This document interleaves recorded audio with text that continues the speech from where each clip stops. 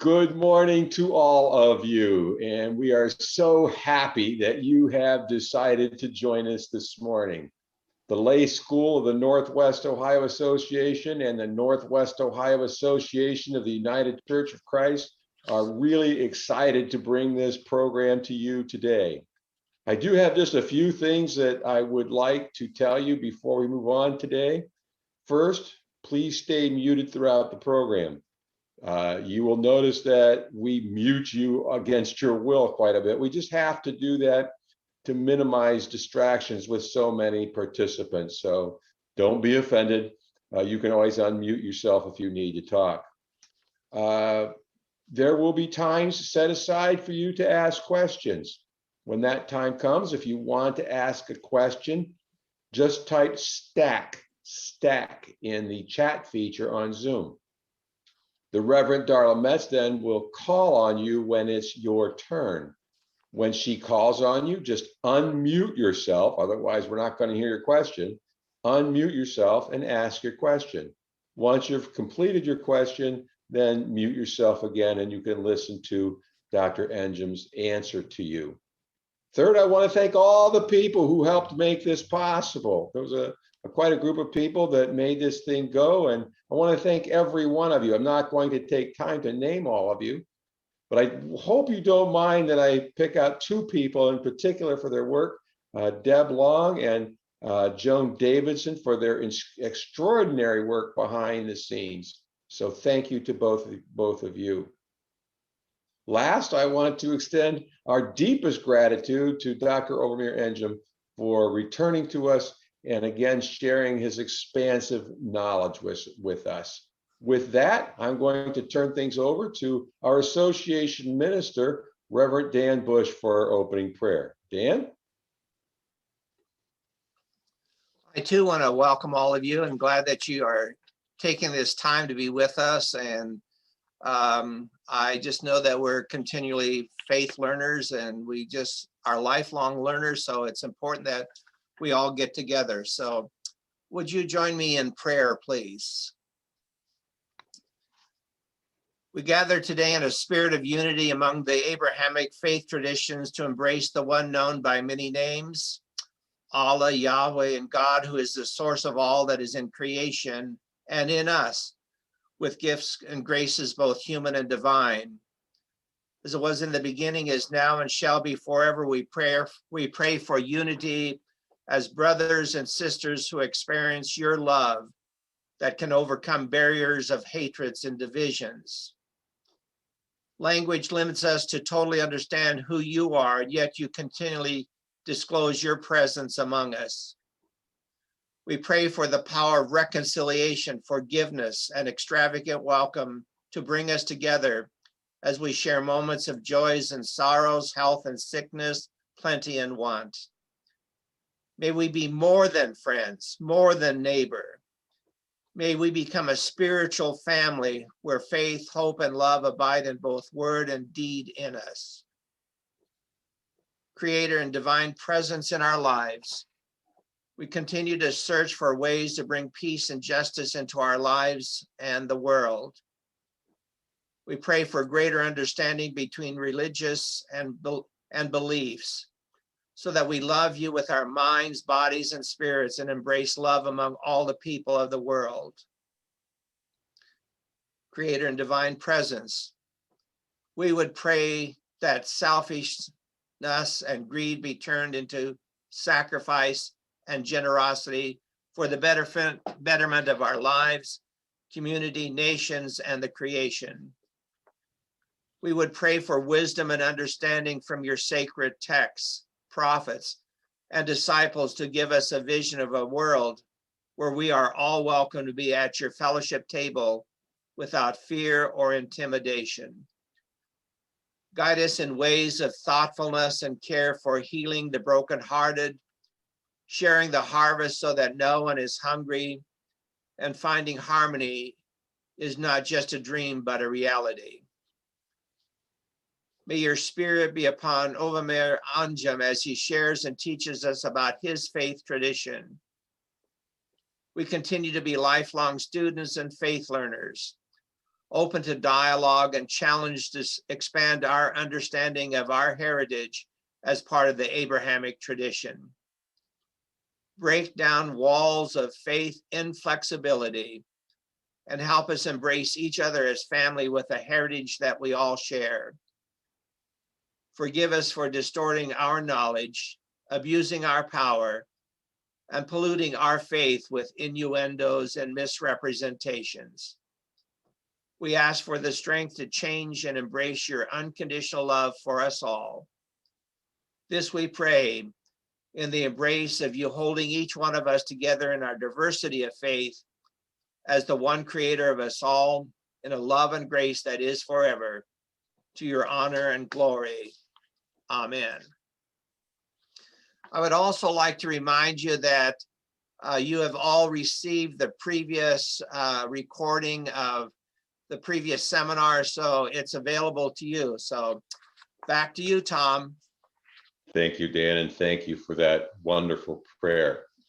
So much in that prayer that I pray that God honors, and just really good stuff, Dan. Thank you very much. What makes our workshop today so exciting is that our featured speaker has been brought back by popular demand. People were so pleased with the quality of his work that we just had to bring him back.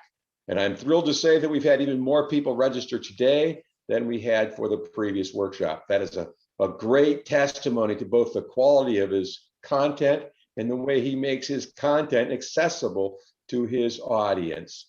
So I'm so happy to reintroduce to you Dr. Ovamir Anjum. Dr. Anjum is the Imam, Khattab Endowed Chair of Islamic Studies at the Department of Philosophy and Religious Studies at the University of Toledo. His work focuses on the nexus of theology, ethics, politics, and law in Islam with comparative interest in Western thought. Trained as a historian, his work is essentially interdisciplinary, drawing on the fields of classical Islamic studies, political philosophy, and cultural anthropology. He obtained his PhD in Islamic intellectual history in the Department of History at the University of Wisconsin at Madison. He got his master's degree in social sciences from the University of Chicago and a master's degree in computer science from the University of Wisconsin at Madison. And if you don't feel like an underachiever yet, he also has a bachelor's in nuclear engineering and physics from the University of Wisconsin at Madison.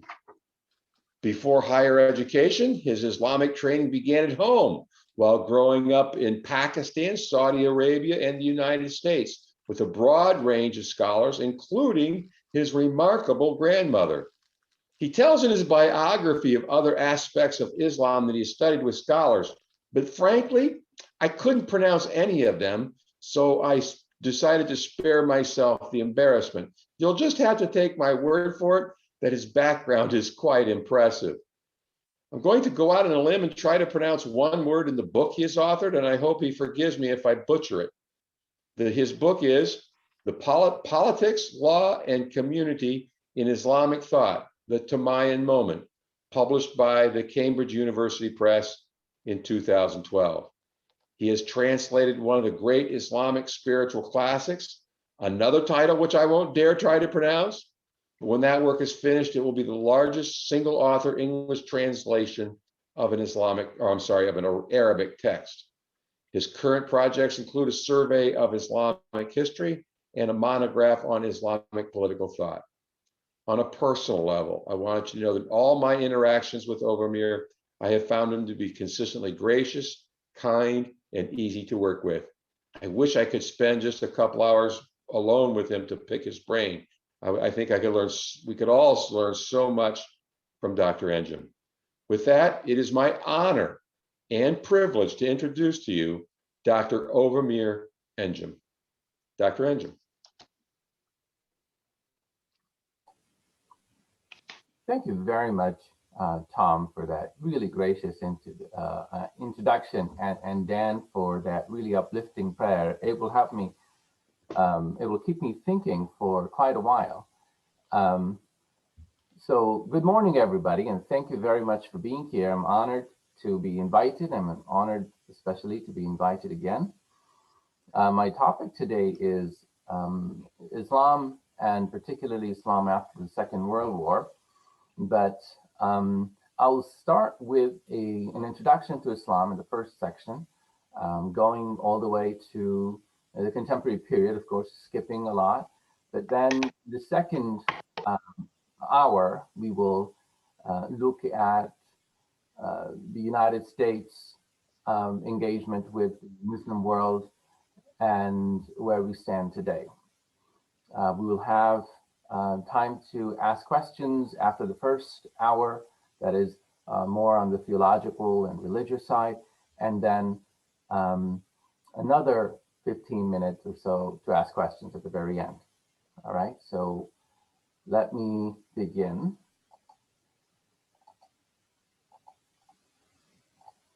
All right, so you should all see my screen that says Introduction to Islam. It's a fairly standard introduction. I'm going to begin with where Muslims begin, with Allah and the Quran. You could translate or pronounce that as the Quran, the Quran. The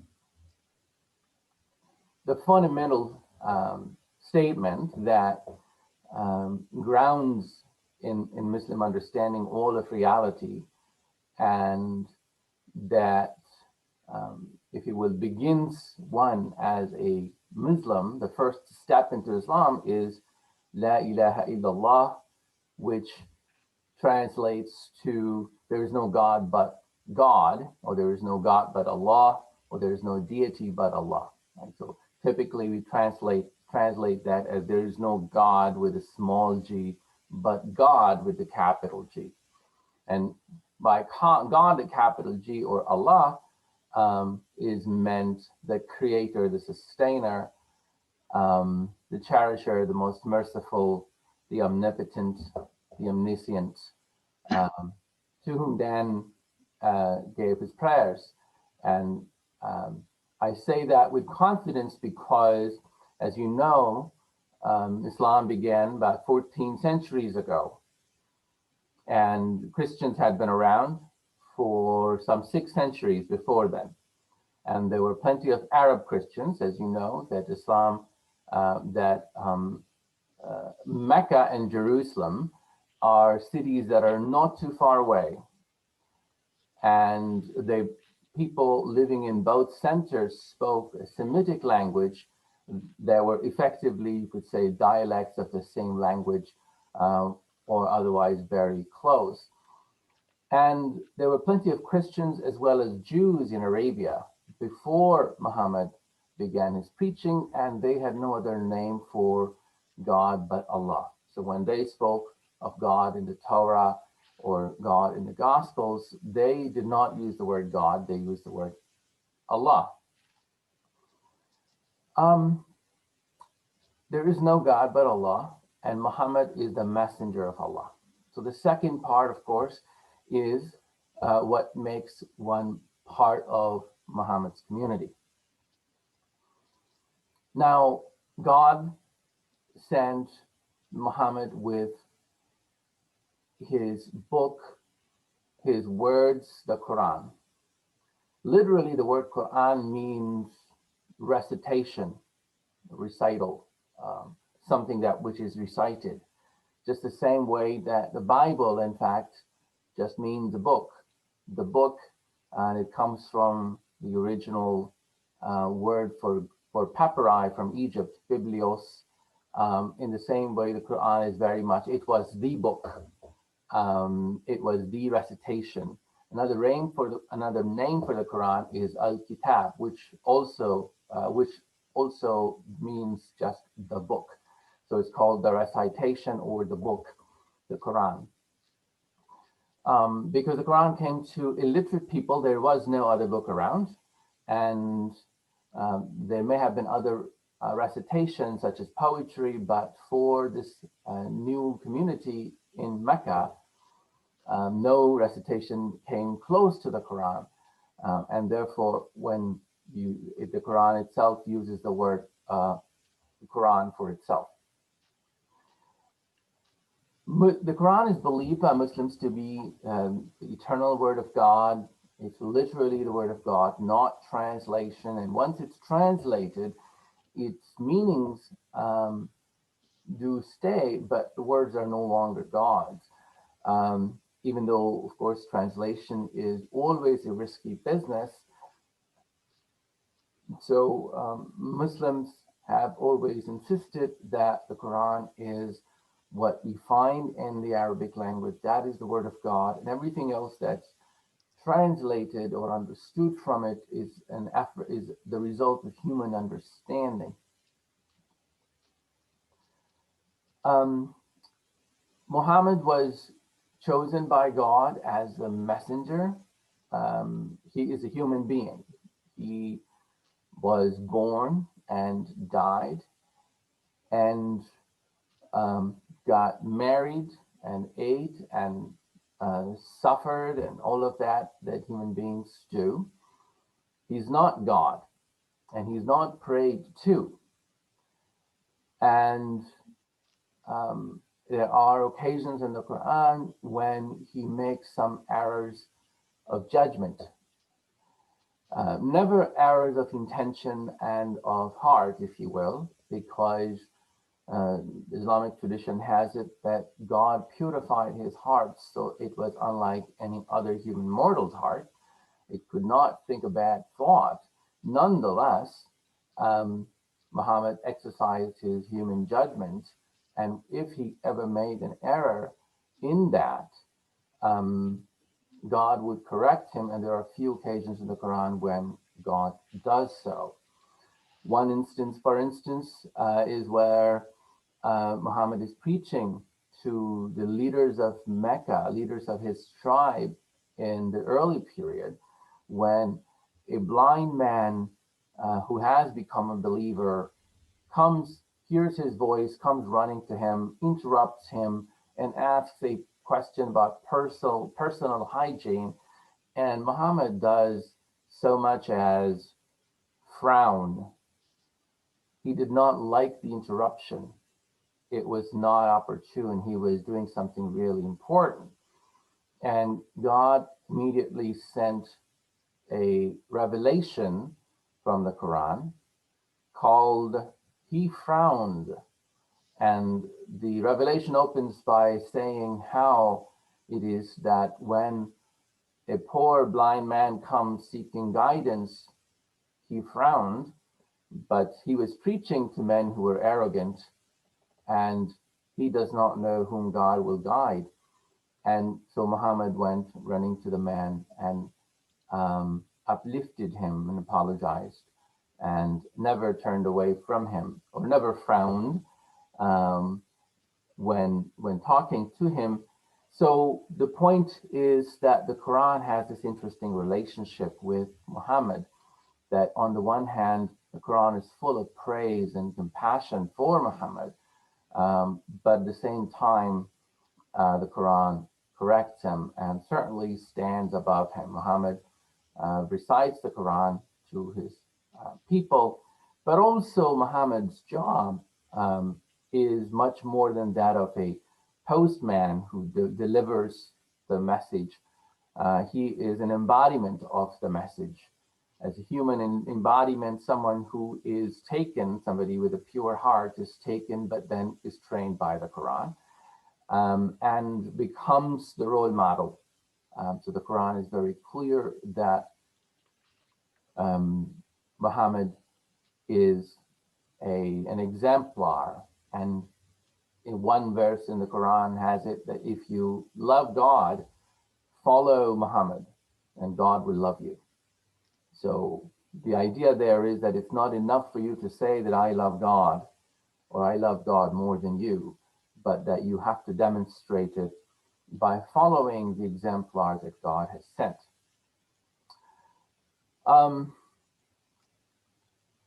As we will see, prophets play a very important role in Islam.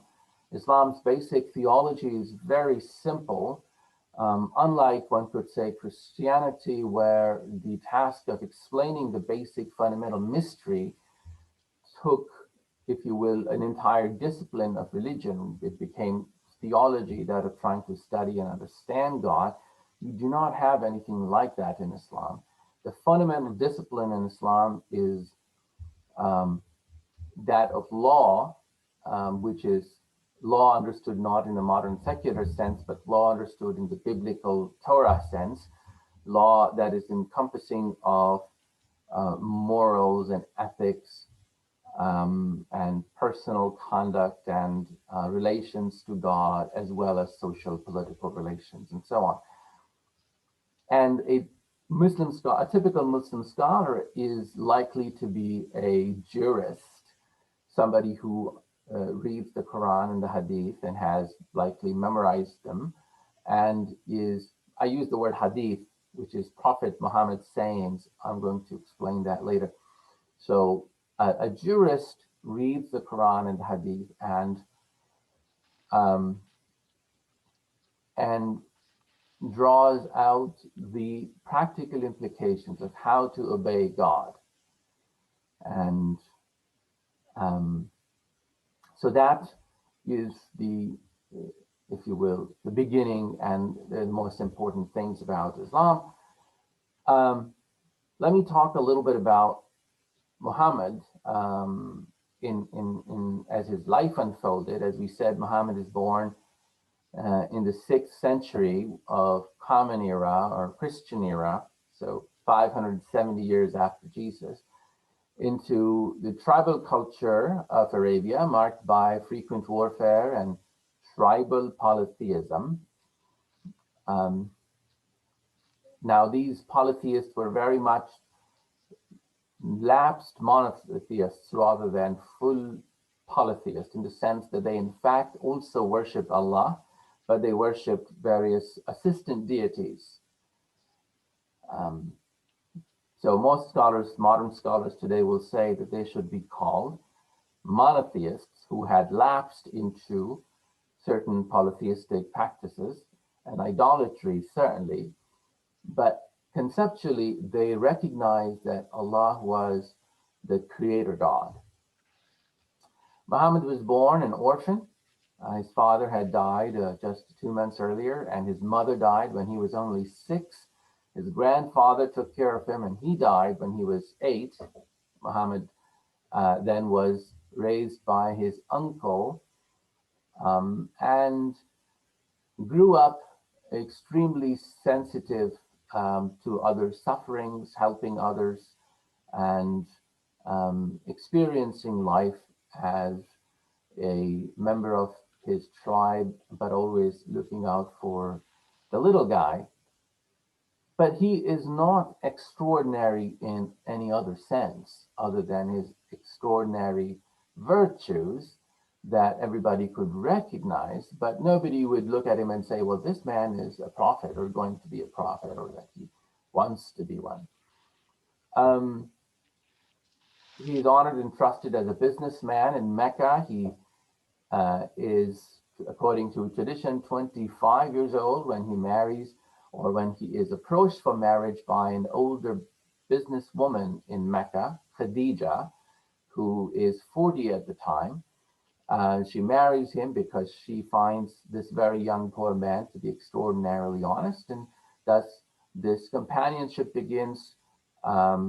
They are deeply in love. We learn about that because even after Khadija dies, Muhammad often thinks of her, and his eyes water when he thinks of Khadija, and he would send gifts to her friends and relatives until he died.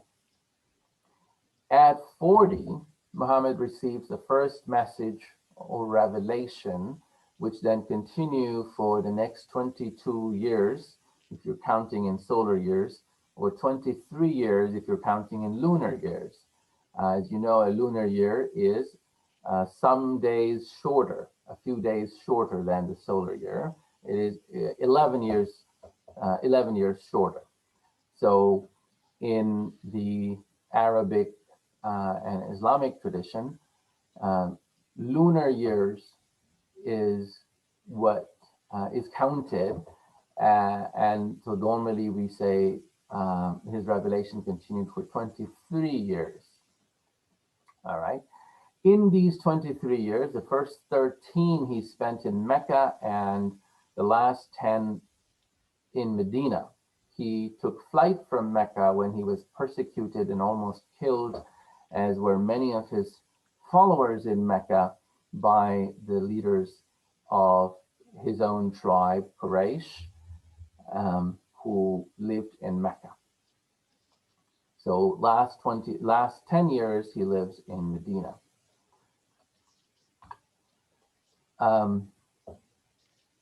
He preached already in Mecca. He has a very strong message of social justice. He uplifts people. He is concerned with widows, with orphans. There are many stories about that, but those messages are very clear in the Meccan Quran, where God would often say, have you not seen the one who rejects the day of judgment? Such is the one who repels the orphan and refuses to feed the downtrodden and refuses to encourage others to do the same. Such are the ones who are unbelievers. And so the idea of social justice is really very strong in the Quran. And I remember I tell this story because I find it really remarkable. When I was at the University of Wisconsin, we had an instructor who taught world religions, and he would teach, 6 religions of major religions, the world religions. And, he would pick out, because there was only a couple of weeks to teach any one religion, and he would pick out one virtue that, in his view, really characterized everything about that religion. So when he taught Judaism, he said, this religion is about community. And when he taught Christianity, he said, well, this religion is about charity. And when he taught Islam, he said, well, this religion is about justice. So justice was a strong message in the Quran. And of course, the very idea that one has to live by God's law has a very strong sense that you have to work in order to earn God's grace. Even though, and I'm going to make a theological point here, sometimes people misunderstand that because there is such an emphasis on law in the Quran, that God's grace doesn't play a role, that it's about a sort of kind of a rational transaction with God. And nothing could be farther from the truth. There's a saying of Muhammad that nobody will enter paradise and God's love by means of their own actions. And the companions said, even you, O messenger of God.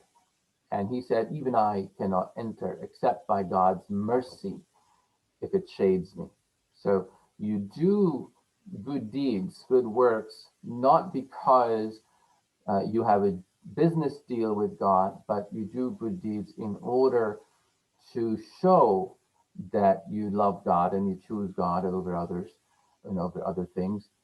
And ultimately, it is God who gives you grace if he finds you worthy. So going back to Muhammad's journey, after year 622 of Common Era, he makes this important journey in his life called Hijrah. Hijrah means migration. So he is in Medina after this and comes to this new territory where he established his community. These people had believed in his message, whereas his own people had rejected him. It is often said by Muslims and by Muhammad himself once that he would refer to Jesus as his brother Jesus and his brother Moses. And scholars will say that he was in Mecca for the 13 years in Mecca when he was persecuted. He was more like Jesus. And in Medina, where he becomes the leader of a community and a lawgiver, he is more like Moses. Those are the main beliefs of Islam. They're called articles of faith. Typically, you will see them listed in any introductory book on Islam.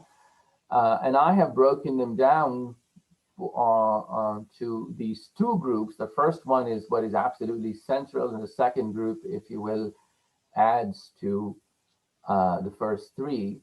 The first is God, prophets, and the judgment day, that there is a creator, sustainer, cherisher, God, who is absolutely the center of everything, that in fact, and he's transcendent. He is not part of this world.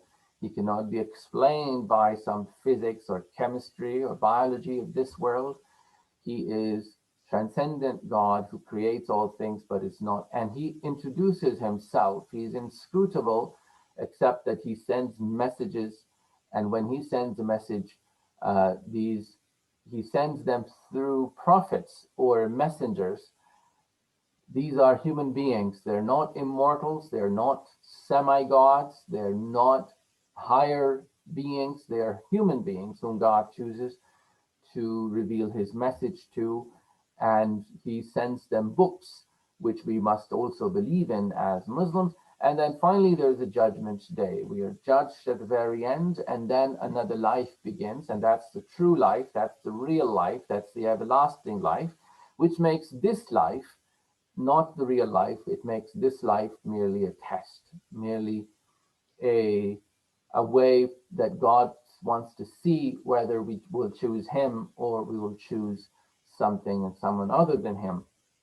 And then the other next three beliefs are angels, who are beings that are utterly subservient to God, full of praise for God. They are pure, sinless beings that do not have any kind of dramatic element. They do not fall. They do not choose to not worship God, or they are simply beings that obey God's commands and praise him the way that human beings ought to be. But when human beings worship God and do the right thing in those respects, they may rise higher than angels, because human beings are doing it with choice. Finally, or rather penultimately, there is the books of God, which is the Quran is the last book, but then there is the Torah that is mentioned in the Quran by name, the book given to Moses, Gospels, which are mentioned in the Quran as Injil or Evangel, which has the same meaning as good news in Arabic, the Psalms, book that's given to David, and then finally Abraham's scrolls that are mentioned in the Quran about whom we do not know. Muslims must believe in all of these books of God, even though Muslims also believe that the contents of the previous books are no longer preserved fully. They are still preserved, so they're not completely corrupt, but they are not fully preserved. And people who follow these books are called the people of the book, and they have special status in Islamic law. They are Muslims can socialize with them, intermarry with them, and there are some other special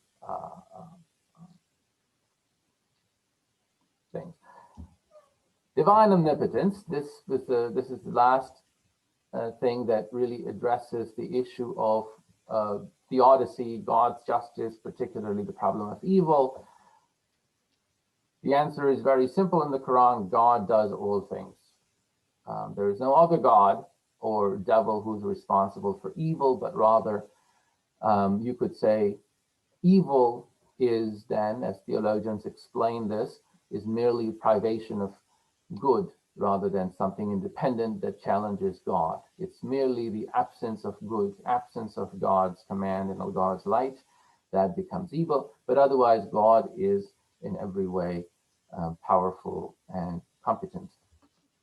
All right, 5 pillars of Islam. a Muslim daily life is defined by these pillars: the testimony of faith, which is what we began this class with. There's no God but God, and Muhammad is the messenger of God. 5 daily prayers. These are 5 daily prayers, of course, are the most important feature of Islam, because every few hours, an adult Muslim who is capable of praying and is of sane mind is required to pray. Prayers are very short, 5 minutes, often no more, sometimes a little bit longer if they're done in a group. But they are what punctuates a Muslim life more than anything else. Then there is alms to the poor that are given annually. They're called zakat. It's a percentage of one's wealth that one must give. And then there is charity, which is different from the alms. So charity is what one must or ought to give as much as possible, but alms are an obligation. Then fasting, the month of Ramadan, which is starting tonight, in fact, the month, because this is a lunar calendar, just as well as early Abrahamic, Jewish, and Christian calendar. It's a lunar calendar, and it begins with with sunset. So today, when sun sets, the new day will begin, and that will be the first day of the month of Ramadan. Then there is pilgrimage, which is done once in lifetime when one makes a journey to Mecca. And that's called Hajj, H-A-J-J. I should have written it down. So this pilgrimage to Mecca, minor pilgrimage could be made any time of the year, but major pilgrimage can be made only on a specific day at a specific time. And one is required to do that if one is capable, physically, financially, intellectually, and otherwise politically, it's safe to travel. If all those things meet, then one travels to make pilgrimage to Mecca. And there, the pilgrimage is about commemoration of Abrahamic memory, of Abraham's concubine, Hagar, who gave birth to Ishmael, Abraham's first son. And Muslims go there to commemorate Abraham's sacrifice, Hagar's sacrifice, and the building of the first house of God that's called the Kaaba in Mecca. So Hajj is a journey back to Abraham and to remember what Abraham was about monotheism and devotion to one God. And also one goes to pilgrimage in just 2 clothes that look like the shroud in which Muslims cover their body when we die. So in a sense, going to pilgrimage is a reenactment of or pre-enactment of the Day of Judgment. All marks of distinction and wealth are taken off, and all pilgrims go in the same clothes. Male pilgrims, women pilgrims are allowed to wear clothes, but males have only these this loincloth on the bottom, and then a shawl on top. And that shows complete poverty before God. It is as if we have been resurrected on the Day of Judgment, all looking the same. So those are 5 pillars of Islam, pillars of practice. Okay, so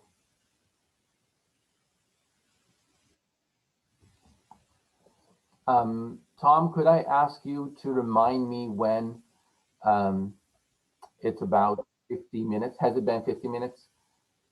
No, I think we have. You started at about 1/4 till. So how many minutes do you want, Ovamir? 50 minutes. I think at 50, I should stop and take questions. Okay, I will interrupt you at about 50 minutes then, Ovamir. Okay, lovely. Thank you very much.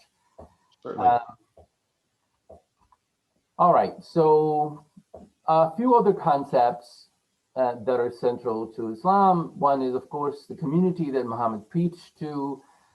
Islamic message, like Christianity, is universal mission, meaning that it isn't a race, it isn't a particular people, it isn't a language.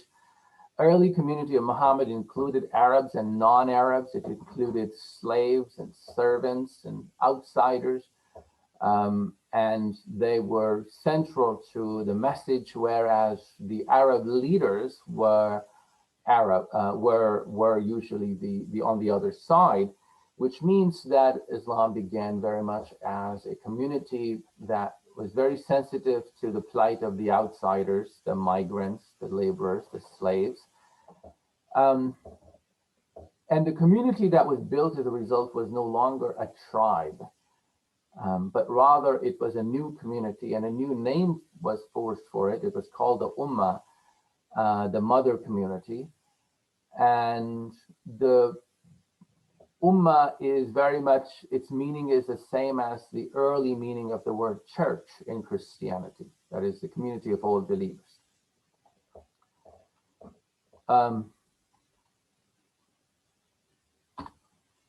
The word caliphate, that strikes many as a scary word. In fact, it's a very central word in Islam in two ways. The word caliphate means successorship and or stewardship. Right? So it has both meanings, that when you succeed, come after another leader, and like them, you become stewards of something. And there are two distinct, unrelated meanings of the caliphate in Islam. Both of them are quite important, but one is theological, the other is political. Theologically, all human beings are God's caliphs. Meaning, sorry, I take it back, not God's caliph, they're called caliphs. The Quran doesn't say they're God's caliphs. Usually Muslim theologians later, some Muslim theologians add God's caliphs, but the word that the Quran uses is successors or caliphs who came after other beings on earth. But they're stewards. All human beings are stewards of the earth, and they will be asked about it. They will be responsible to God for the responsibilities and powers and honor that is given to all human beings. God says in the Quran that God has honored human beings over all creation, but those who reject this honor become the lowest of the low. So human beings can be the best of the best or lowest of the low, depending on their response to this moral choice, to go with God or to go against God. Then there is the word caliph. Again, that is only accidentally the same word, but that caliph, that word means a political successor to Muhammad. When the Prophet Muhammad died, one of his companions became the leader of the community, and the leader of Muslim community was to carry on the mission of Muhammad, but not be a prophet. Muhammad was the last prophet, last messenger. There will be no message until the day of judgment anymore. But the caliph, or literally the successor of Muhammad's job, was to be a political leader over the ummah, or the community of Muhammad. The caliph was not absolute powers. In fact, a caliph is not infallible, not in Sunni Islam. So that's the difference between Sunni and Shia Islam. In Shia Islam, the word caliph isn't used. It's the word that's used is Imam. Imam, I-M-A-M. The word Imam simply means a leader, but in this particular sense, when Shia use the word Imam, it means an infallible leader who will follow in the footsteps of Muhammad infallibly, will not make errors of judgment in doing so, or certainly not errors of intention. But the Sunnis the majority, some 80% of Muslims are Sunni. The Sunnis do not have any concept of an infallible Imam. Sunnis have a caliph who is a political leader, who is ideally a chosen leader, and who is to be corrected if he makes a mistake. And he is to seek consultation with others. And this is the idea of consultation, and that is so central in the Quran and in the Hadith and the practice of Muhammad, that some reformist modern Muslims today use it to compare it to democracy. And they argue that early Islam taught democracy, but then this idea was lost, and over time, and therefore in the modern world, democracy represents the early Muslim practices better than medieval Islam's more monarchical rulers. All right, so the caliphate starts with, it has to protect the territory of Medina and what is around it. And Muhammad, before he died, had sent letters inviting people to Islam, including these letters to all the sovereigns. This included the two great superpowers of the world that were adjacent to Arabia, the Romans and the Persians. The Romans were Christian or Eastern Christians based in Constantinople. They were later also called the Byzantine Empire, East Roman Empire. Muhammad sent a letter to their leader, Heraclius, inviting him to Islam, and also to the leader of the Persian Empire, inviting him to Islam. Now, the trouble was that politics at that time, much as it is today, connected to ideology and economic ideology as well as cultural identity, politics at that time was absolutely inseparable from religion, from God's mandate. So East Roman Empire, when you send a letter to the Roman emperor inviting him to become a Muslim, you are effectively making also a political statement, you like it or not. Similarly, Persians were Zoroastrians. They're often called fire worshippers or star worshippers. But they were dualists. They believed in a good God and bad God and so on. But their religion was entirely fused with the empire, so more so than even Christianity, which meant that once Muhammad sent these letters to these two great neighboring empires, there was no option but to threaten them, and they were both going to send their armies to ensure that you do not become a threat. So in a sense, the caliphate or the successorship to Muhammad has to deal with the challenge of invitation.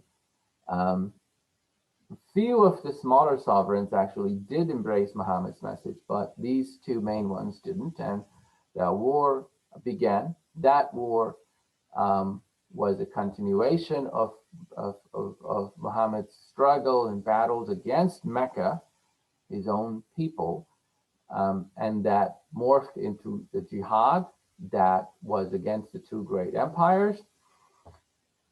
And to everybody's surprise, a great shock, if you were looking at the world, you had within some 20 years of Muhammad's death, Muslims had conquered both empires. This was entirely unpredictable, except for people of faith. But even they, when it realized, perhaps were caught unawares. All of the Persian Empire was conquered, and some 2/3 or 75%, maybe 3/4 of the Roman Empire was conquered. The Roman Empire survived because they were far away from Arabia in Constantinople, and both mountains and the ocean kept Arabs from all the way from getting there. So they survived for several centuries onward. But their Mediterranean holdings, Syria, Iraq, Egypt, what is today Tunisia, all of those holdings came under Muslim rule.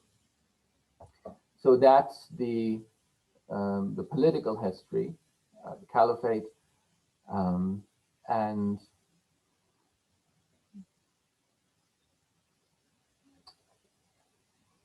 the caliphate ruled for some 3 centuries as a central power, and then it disintegrated, but it then became a symbolic unity, kind of like the Vatican for Catholics. So the caliph was symbolically the political leader of the Muslim community, but actually no longer had the power, but was seen as an important sign of the Muslim unity, as well as continuity to the Prophet Muhammad. So for some 600 or so years, the caliphate continued in this state when it's merely a symbolic power that represents Muslim unity and Muslim religious commitment to Muhammad, but is not actually politically empowered. All right, so that's also the time when jihad, which is often understood to be a constantly aggressive ideology, was not so. As I said earlier, jihad started because the mission of the Prophet Muhammad had the choice of either be exterminated or fight back the empires. Now, there are 2 interpretations of this.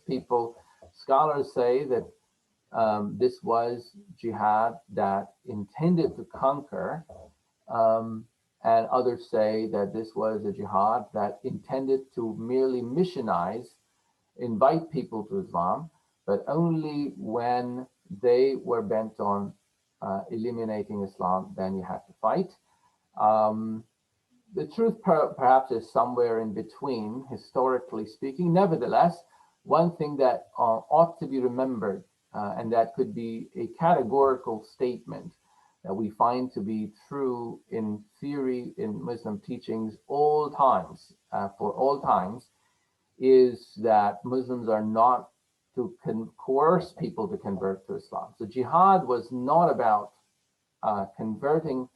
force converting people, although jihad was about creating political conditions when Islam would be dominant. Those are 2 different ideas that we should remember, that no one in Islam can be force converted. And to do so is considered a great sin. There is the story of the Caliph Umar, who was the second caliph and the most looked at as the most important and effective caliph of Islam, when a Christian woman comes to meet him after the conquest and complains to him that she can no longer pay the poll tax. Umar says, well, those who cannot pay the poll tax, we in fact have something like a stipend that they can get from the treasury of Muslims. And as Umar is giving her wealth, he says to her, why don't you become a Muslim, old woman? It's good for you. And she said, no, I'm happy. I'm Christian. And she then leaves, and Umar realizes what he had done. He had given given this idea to her, suggested to her, indirectly though, that she should convert almost in order to get more money. And he felt that this was a kind of coercion, so he immediately repents and announces that this is not to be done, that the rights of Christian subjects are to be protected regardless of whether they convert. If there is a poll tax that all non-Muslim subjects pay. Now, I should add that the women, in fact, do not pay poll tax. It's all men of fighting age, men of working age that pay poll tax. And poll tax is paid, strictly speaking, in return for not fighting. So you have to imagine early Muslims as a conquering elite. They were warriors like Roman warriors before the Roman Empire, who were conquering, and then they were protecting these communities, the peasant communities, who could then attach themselves to the land or to bureaucracy and have a job, as we would say. Well, Muslims couldn't do that because all male Muslims, there was a very small number of them compared to the people that they conquered. All male Muslims were warriors. This is what poll tax is about, because it was a service that was provided as we look today. And this, in fact, how it worked out over time in history, because Christians and Jews and others would get quite rich because when there was good trade going on and whatnot, Muslims, if they are called to war, they couldn't engage in those businesses. And so the poll tax is a very small portion of their wealth. So it wasn't something that, as it's often understood, that zimma or jizya, these words are used, that jizya means that poll tax. It wasn't to coerce people to convert. It was technically, now there may be a psychological dimension, but it's technically for providing that protection. How we know that as historians is that when some Christians, for example, argued that they, rather than pay jizya, they want to fight alongside Muslims, the Caliph Omar agreed without collecting jizya. So there's a lot of misunderstanding where we can talk about it, the questions, but now let's talk about the other hot button issue, Islamic law or Sharia. Islamic law is like Jewish law, the Torah law, as well as to some degree in the past church canon law, was a law given by God that was encompassing of all things, but it was more encompassing than, for example, canon law. It's more like Jewish law, that it included morality, rituals, personal purification, marriage, divorce, don't lie, don't cheat, smile, to commercial law, do not engage in interest or usury, and law of war and peace. Everything is included under one system. So Sharia law that people talk about today, and it is often seen as coming to America. Well, so long as you have a single Muslim living in America, you have the Sharia law, because that person has to, by definition, pray 5 times a day. That's Sharia law. Or fast in Ramadan, that's Sharia law. Marriage, you get married and get divorced, unfortunately, all happens. That's Sharia law. But Sharia law cannot apply to America for 2 reasons. One, American laws are extremely clear about how to deal with foreign laws, and there is not a single case when all legal systems, American legal system is very jealous of its authority, of its jurisdiction.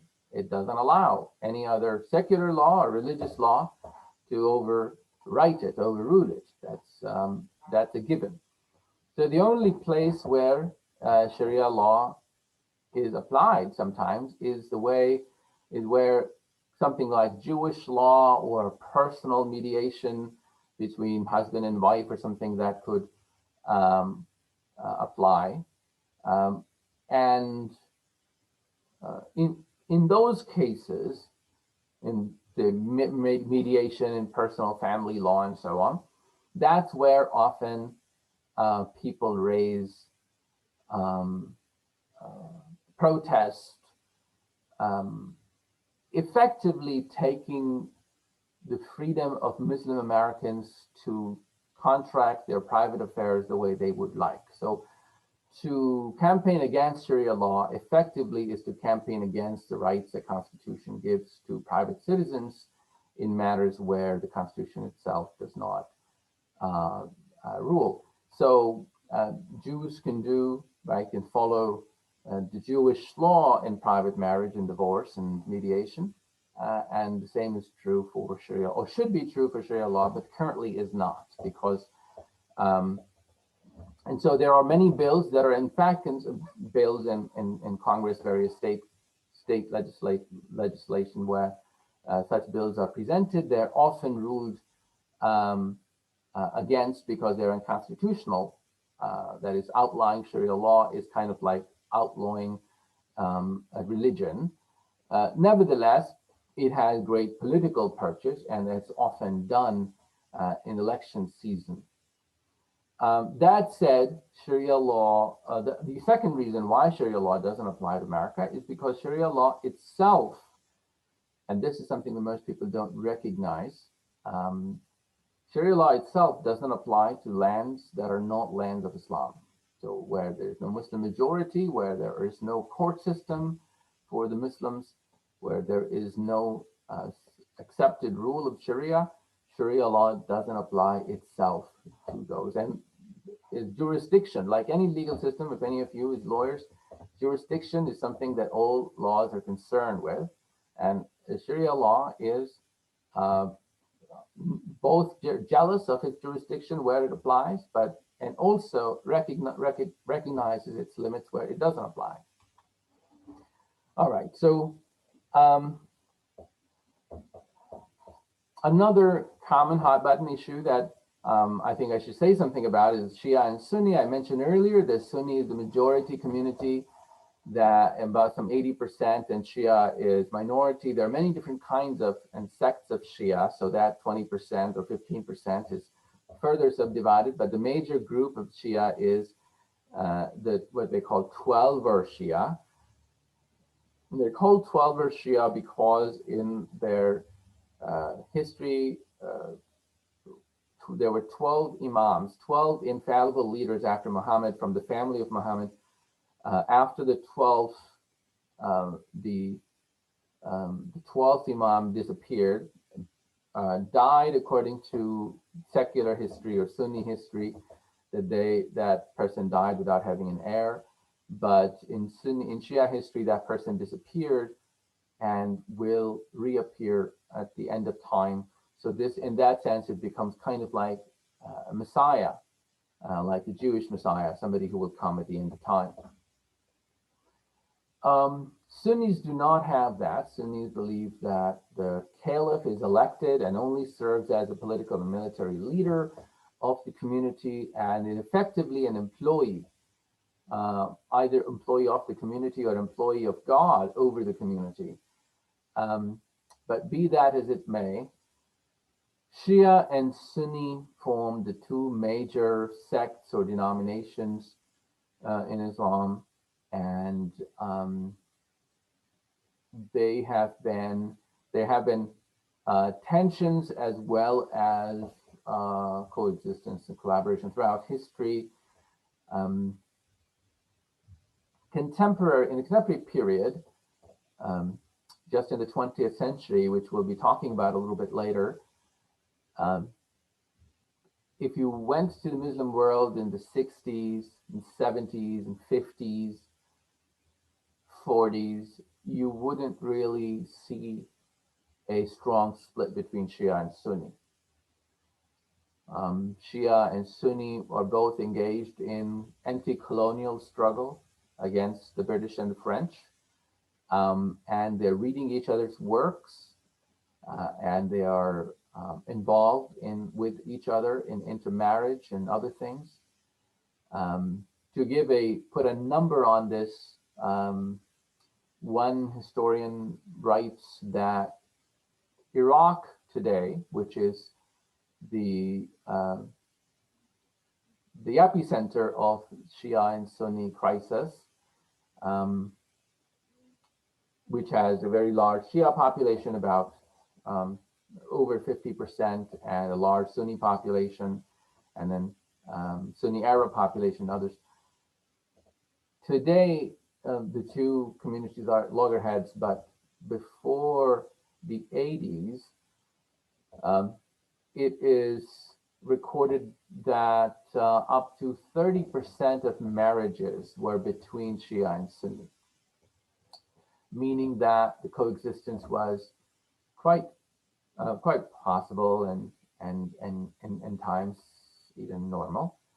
Nonetheless, today, um, the Islamic world is facing a very serious divide, um, which is that both Saudi Arabia on the Sunni side and Iran on the Shia side have politicized their, their religion, their sects. Increasing number of Muslims, both Shia and Sunni, are realizing that this was not the case in the last couple of decades, but people are realizing that this sectarianism is a strategy of government and so on. So there's a Sunni bloc that goes from Saudi Arabia to Egypt, and then there is the Shia bloc, which is Iran and Syria. And this creates a small Cold War and perhaps even hot war in the Muslim world, which is very much a product of contemporary politics, more specifically the after the second Gulf War in 2003, which is when this politics is transformed. So those are the main points that I wanted to make before we get to political history. But I guess one last point that I should make, one last very important feature of Islam is inner life. So unlike many other religions, including medieval Judaism and, one could argue Judaism, and much more like Christianity, inner life, life of love, is very important in Islam. That when one worships God, one worships with one's heart.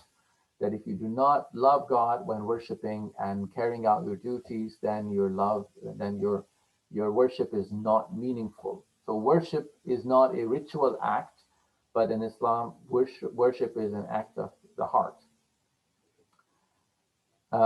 So in this sense, you could say that Islam is like Judaism in its emphasis on law, and like Christianity in its simultaneous emphasis on love, and the tradition and discipline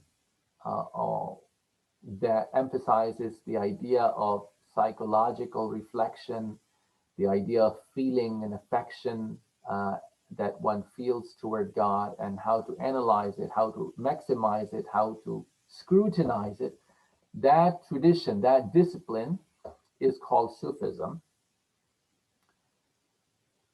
So over time, starting the 3rd century of Islam, the traditions of piety evolved into mysticism and asceticism and came to be called Sufism.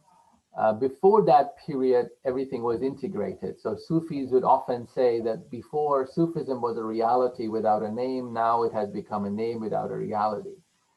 As a way to self-deprecate, they would recognize that Muhammad and his companions were much more real and sincere to God, but people, as they have become much more numerous in number and farther from that divine revelation, people have become corrupt, and therefore they must make an extra effort to be pious. Sufism has sometimes very different and sometimes opposite meanings. So it's a very diverse movement. Sometimes it's emphatic, it's emphasis on intense piety and asceticism and remembrance of God. Sometimes it's very philosophical and has little to do with traditional kind of piety. Sometimes it has merely to do with group belonging and identity. There are stories of princes giving up their kingdoms to become ascetics for God. There is, particularly in Sufism, a strong emphasis on Jesus's model and stories. So Jesus almost appears as an ideal Sufi, as does Muhammad, but Jesus' stories play an important role, perhaps because stories about Jesus could be made up easier than they could be made up about Muhammad. About Muhammad, there was a very strong emphasis on preserving his words because they were important in law and important in other things. But a pious story could be attributed to Jesus much more easily. But there are stories that are in fact found in the gospel that are circulated in Islamic milieu and among the Sufis and in general preaching. And there are many other stories in Islam that have no parallel in Christian tradition, but they simply emphasize and accentuate the basic idea of asceticism and emphasis on inner life. All right, so Tom, how am I doing with time? It's time to take questions. Okay, wonderful. Thank you very much. So I am happy to take questions.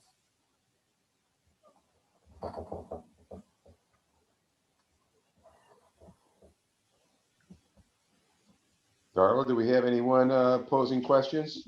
Right now, no. Well, since I'm unmuted, I'll ask you a question, Ovamir. Sure, please. You mentioned that Islam was, especially, I believe, as you said, in its early days, was very sensitive to compassion and the rights of all people, especially the vulnerable and the downtrodden, like slaves, if I'm hearing that correctly. Right. Did early Islam actually condone slavery? That's a very good question, and people disagree about this. Whether so, here's what people would say. Traditionally, the answer would be that slavery is not considered an institution the way that we think of it today. Slavery is considered a condition.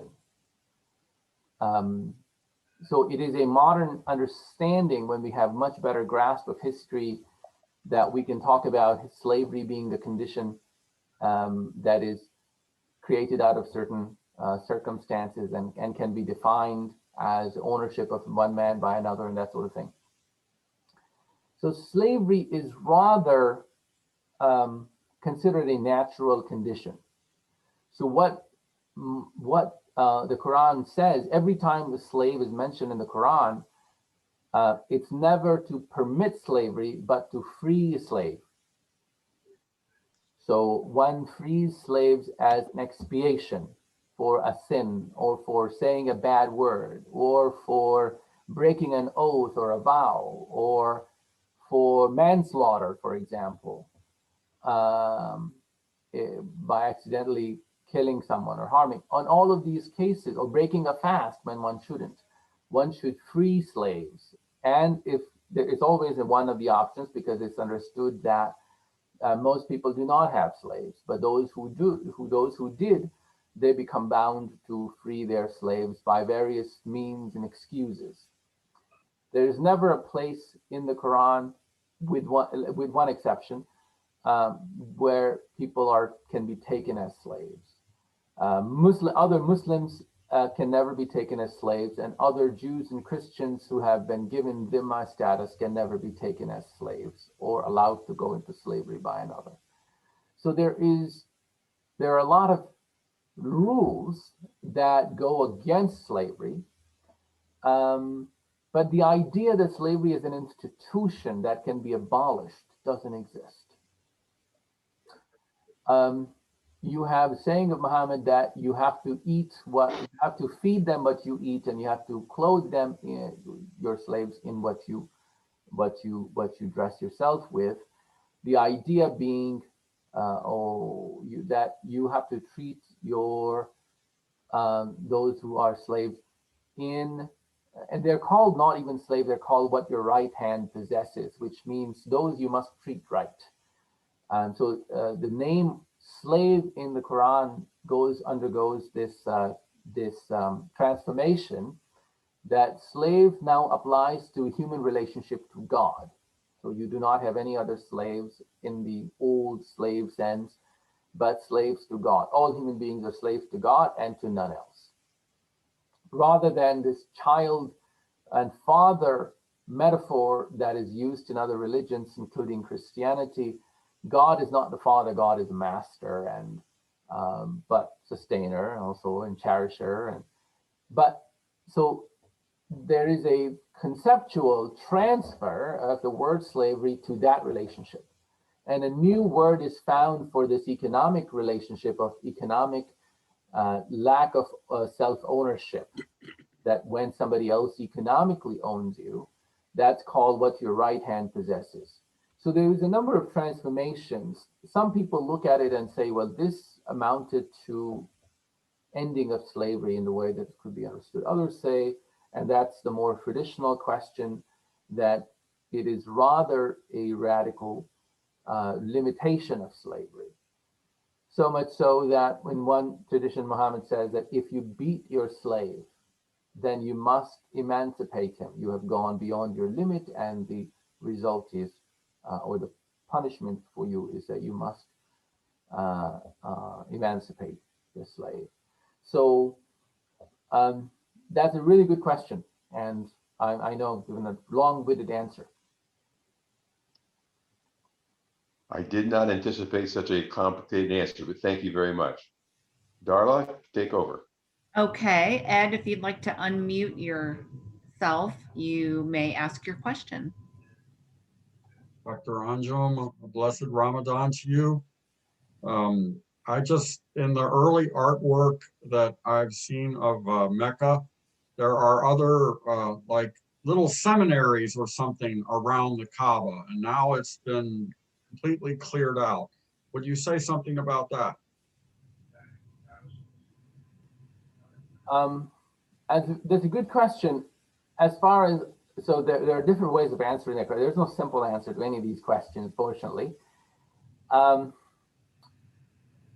Mecca is considered a sanctuary, and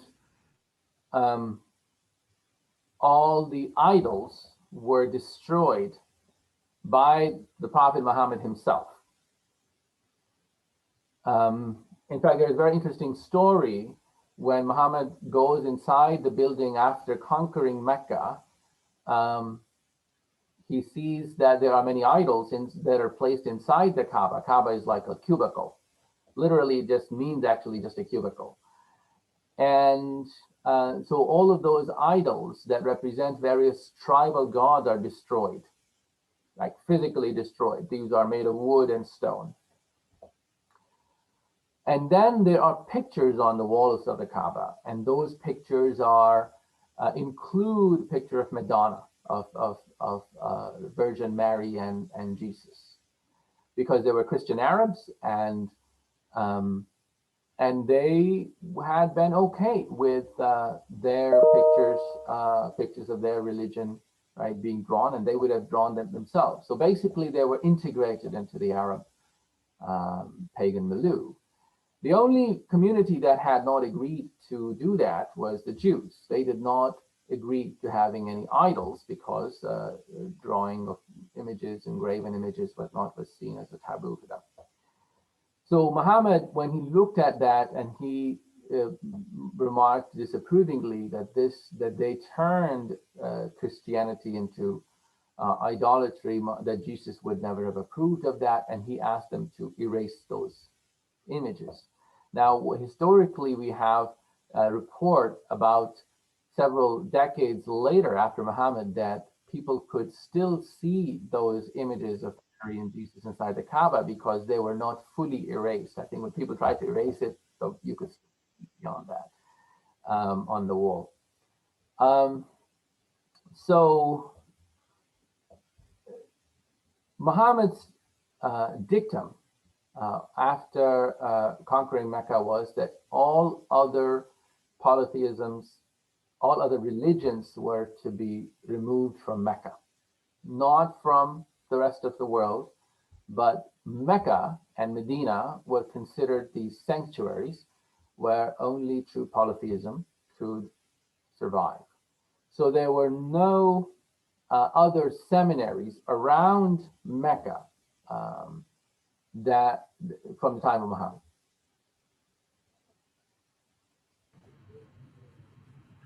Okay, thank you. Our next question is from Doug. Doug, if you would like to unmute yourself, you may ask your question on prayer. Yeah, other than praying 5 times a day, are there any other requirements for prayer? Normally, what we see is somebody rolling out a prayer rug and subjugating themselves toward Mecca. But is that actually necessary? Or can a person perform their prayer in, say, a seat on an airplane or seated around a dinner table? Yeah, it's a great question. Thank you. So the answer is that there are many other prayers, as in praying to God, supplicating, that one can do anytime. And there are many prayers that Muhammad used to do, upon him be peace. And I just said a prayer for Muhammad, which is what Muslims are supposed to say after the name of a prophet. But the prayer that is an obligation, those 5 prayers, those are, that's what you see people rolling out their rugs for. Those are done 5 times a day, and they require physical movement of putting your head down and bowing down. And then if, of course, there is a prayer before eating, before eating supper and after eating, but those are individual prayers that are not obligatory, and they're done differently by different people. And then there is, of course, the idea of prayer as supplication, calling on God when you're in need, or when you meet someone, or when you like someone, when you see something beautiful, when you see something horrible, when you see something really great, there is a prayer or a word of praise that you say for each of those things. So those are all prayers. The remembrance of God, which is the basic form of prayer, is extremely important. And the Prophet Muhammad would say that your tongue should never be free of remembrance of God. So even when you're not doing anything else, even though it's not a prayer time, you ought to praise God even in your heart. So prayer is something that is very, very broad. But if you're asking about a specific prayer that is required, an obligation, that's done those 5 times a day. And if you cannot do it standing up and doing all the movements, then people could do, for example, an airplane, people could do it in their seats. Okay. Thank you. Okay, thank you. Our next question is from Merlin, I believe. Is Islam growing in a healthy way in North America? It's a very good question. So I'll have to take some liberty and say, and impose on our saying what healthy means. Islam is growing in North America, but not really very fast. It's often said it's the fastest growing religion in the world, in the world, or in North America. Those are not things that are strictly true. This may have been the case, and it still be the case in some places. But many people are converting to Islam, but also the growth of Islam is offset by the rise of atheism. Just like for Christians, Muslims are seeing the same trend. So in that sense, Muslims are very American. The rise of nuns, if you will, right? And I hope you all mean by that. You'll understand what I mean by that, right? People who would sign that they do not have a particular religion is increasing among Muslims, just as it is among Christians. The rate of atrophy or people leaving religion throughout America is very high. It's up to something like over 50% for Catholics, and about 23% for Muslims, and I think something like 30 or some percent, something between those numbers for Protestants. So that is happening to Muslims just as happening anywhere else. But people are also converting into Islam.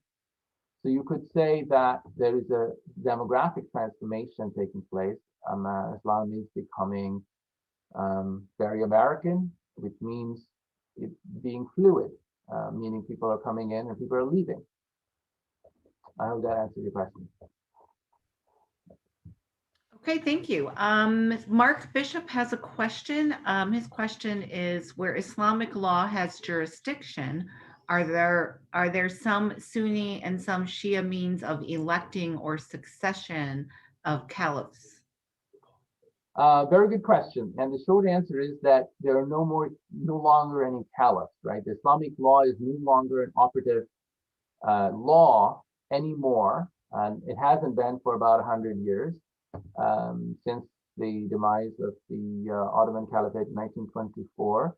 So every Muslim country today, with a couple of exceptions, is a secular country and secular law. And even those exceptions, such as Iran and Saudi Arabia, are largely secular, but they would apply, they have more of a veneer, whereas other Muslim countries have Sharia law only in their personal status laws, which means marriage and divorce.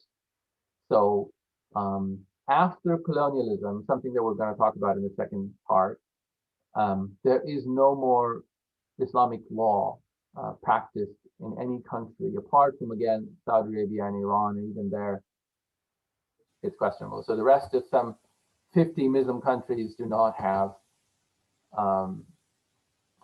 election of caliphs or succession of imams. Now, if we could go a little bit deeper into it and look at the Shias do not have their imams, remember, alive anymore. They're hiding for about 1,000 years until the end of time. So there is no succession of imams anymore. And for the Sunnis, there's no caliph, because caliph means a unified Muslim community that elects its leader. What we have right now in the Muslim world is some 50 divided nation states that were created by the colonizers.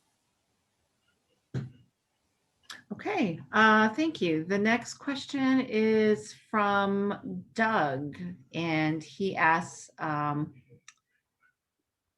there other differences between Sunni and Shia? Yes, there are other differences. There's, of course, the theological difference in that the Sunnis do not consider anybody can be infallible after Muhammad, which means nobody is infallible after Muhammad's death, which means, and the only infallible entity in this world is if all Muslims agreed on a doctrine. And that is impossible because Muslims disagree about any detailed question. The only thing they agree about is fundamental things such as 5 prayers and that sort of thing. So effectively, there is no infallible authority for the Sunnis. For the Shia, the same thing, the imams aren't alive. So what this means now is that Shia and Sunni, when it comes to their practical life, they may look very similar. There is intermarriage, there is intellectual exchange. The legal tradition of Shiism and Sunni Islam are very similar, and Sunni Islam is typically very open to legal pluralism. That's a concept that we haven't talked about. It's a little more advanced concept, but nonetheless one that is important in understanding how Sharia works. It doesn't work top-down, applied by a government, but rather Sharia is a communal rule, communal self-government, and in really individual and family self-government as well. So this means that in any given Sunni community, people belong to different schools of Sharia. And incorporating Shia, who also can belong to one of their own schools, is quite easy. And you have many mosques in America where both Sunni and Shia pray together. There's a slight difference in rituals. Um, so there's some difference in how when you break your fast, there's a 5-minute difference. Shia break their fast, for example, a little bit later. And how they would pray, for example. There's a slight difference in how you would hold your hand in your body when you stand up, things like that. Then there is some social differences. One that stands out often to people is what's called temporary marriage. Shia would allow there to be a term limit specified in the marriage contract. So they would say that this marriage is for, this many, for a couple of years or for a few days or whatever. And that is seen by Sunnis as an anathema, that marriage is always forever and you cannot, and if you cannot specify an end to marriage, then that's not marriage, that's prostitution. But this is called a muta marriage, which is again is a point of difference. And there are a few other things that would stand out, but on the whole, when it comes to practical issues, there are many similarities. In the emotional life of what constitutes, if you will, the drama of religion, how would you, what moves you, what are your stories, there would be a difference. So for Sunnis, it's the stories of the Prophet Muhammad and his companions that are central. Whereas for the Shia, it is the family of Prophet Muhammad, particularly the family of Ali, son-in-law of Muhammad, and Muhammad's daughter Fatima. So Muhammad married his daughter Fatima to Ali, and they had children, and Imams were from that children. And the story of that family is central to Shia life, particularly the sacrifice and their sacrifices and martyrdom later and so on. They're central, whereas for Sunnis, it is the stories of the Prophet Muhammad and all the companions. Another major difference is that Sunnis consider all of the companions of Muhammad to be probative and righteous and worthy of accepting reports about what Muhammad taught.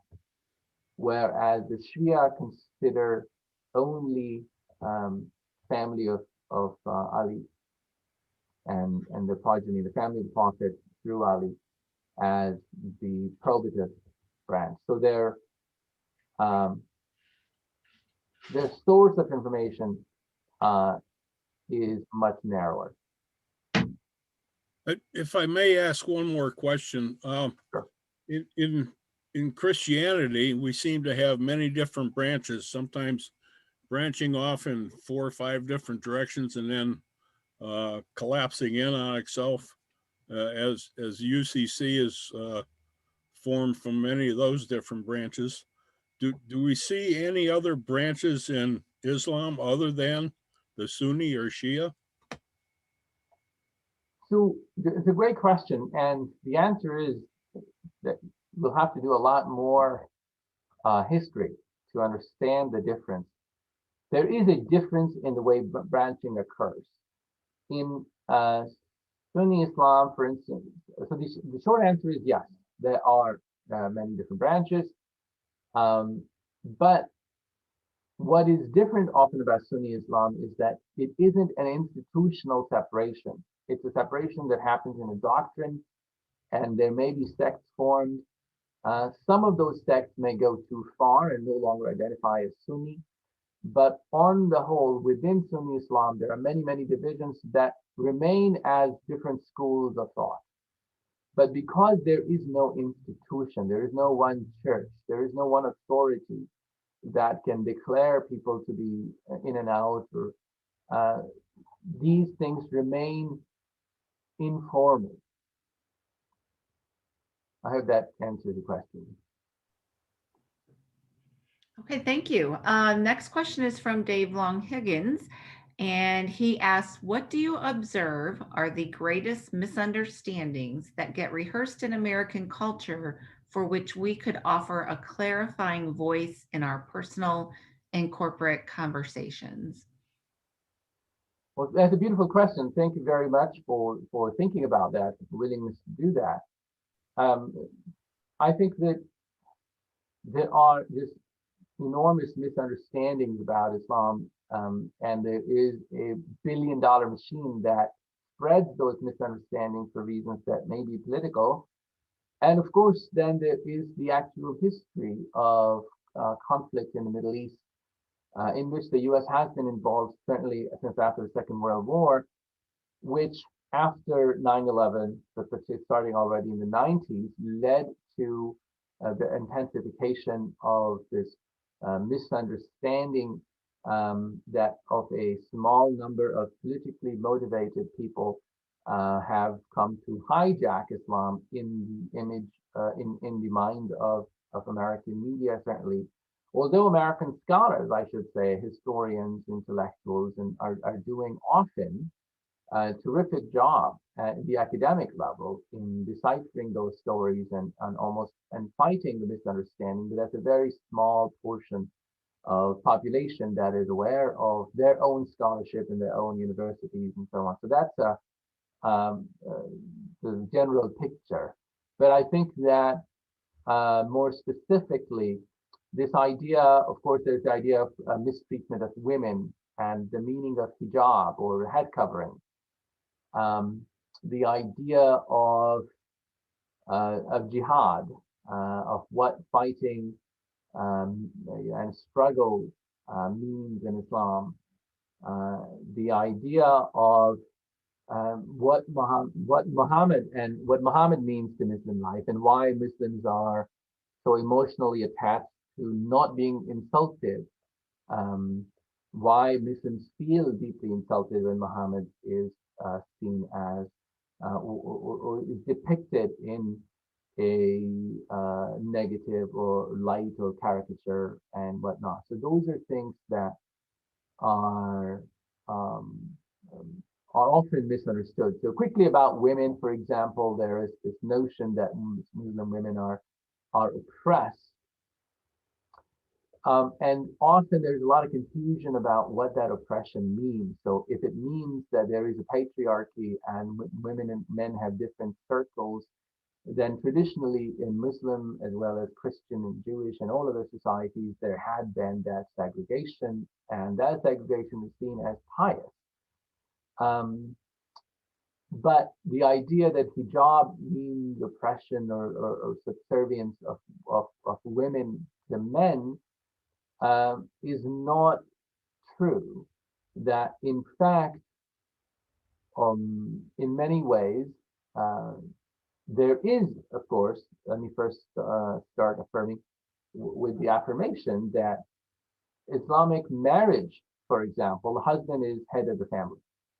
And that's perhaps not an unfamiliar doctrine to Christians, certainly those who are traditional. But a woman has enormous rights, more rights than a woman would typically have in Europe or anywhere else in the world until the 20th century. So for example, women couldn't own property in the West, in Europe or America until very, very recently. Whereas in Prophet Muhammad's time, this was a great revolution when women were given the right to own property and their husbands or fathers couldn't take it away from them. And so women became from property to property owners in the time of Muhammad, and that was a very significant move. Similarly, women have been scholars and contributors, but public spaces are defined differently in the Muslim world. And of course, and traditional Christian and Jewish context as well, or Hindu context in other traditional societies, just segregated spaces differently. So people often confuse history and tradition to images of the other. today, for example, one thing that would be helpful uh, for us to remember and for one to bring up is that American Muslim women, for instance, are some of the most educated women in America in any ethnic and religious group.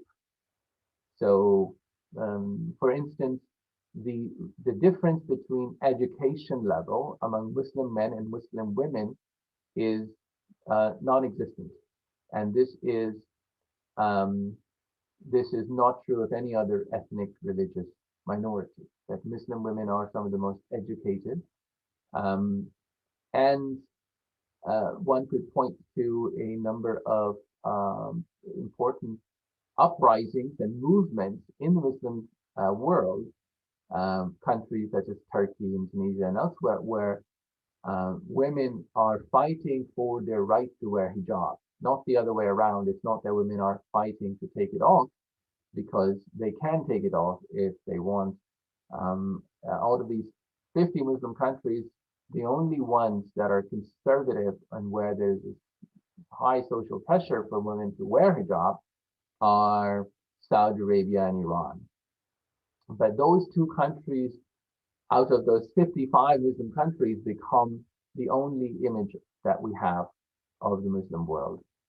It's kind of like taking, for example, a Christian country where there is some kind of practice in the name of Christianity that we don't like, and we paint the entire Christian world with that practice. So those are some things, some examples that I think, some points that would be helpful if they were better understood by the Americans.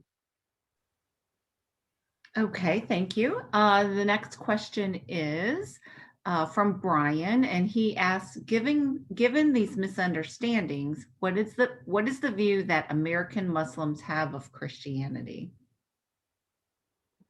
So surprisingly, there is an inequality in the way Christians and Muslims see themselves. Historically, there are historical roots to this difference.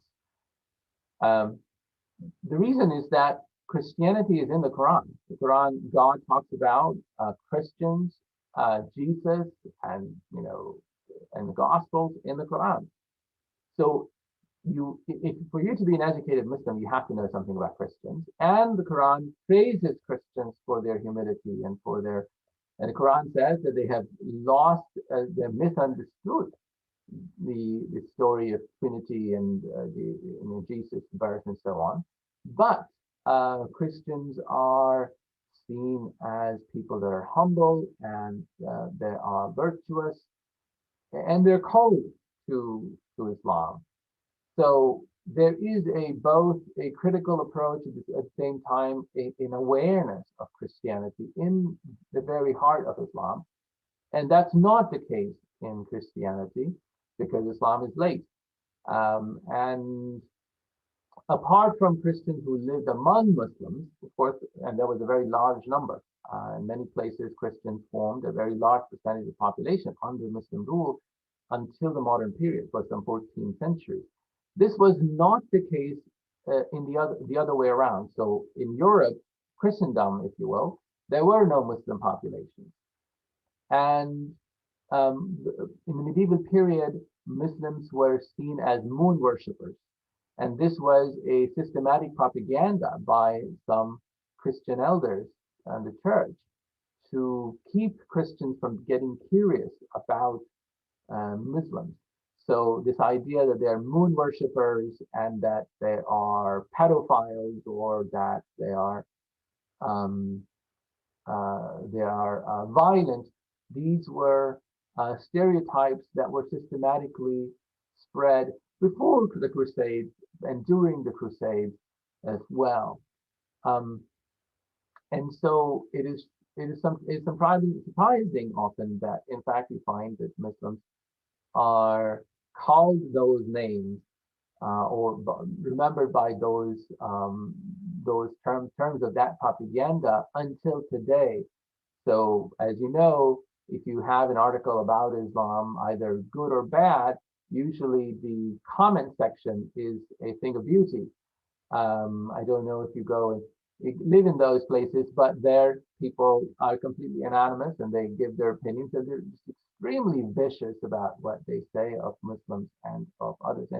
And there often it is that Muslims worship the moon god and that Muhammad was this and that sort of thing, which is based in complete lack of knowledge, even about things that you could disagree with, but they simply misunderstood. So Muslims, for example, this idea that Muslims worship moon god was invented in order because it was connected to the idea that Muslims begin their worship with the birth of a new moon, like in Ramadan, which the month of Ramadan, which begins with a new moon, and you have to watch out for the new moon to start worshiping.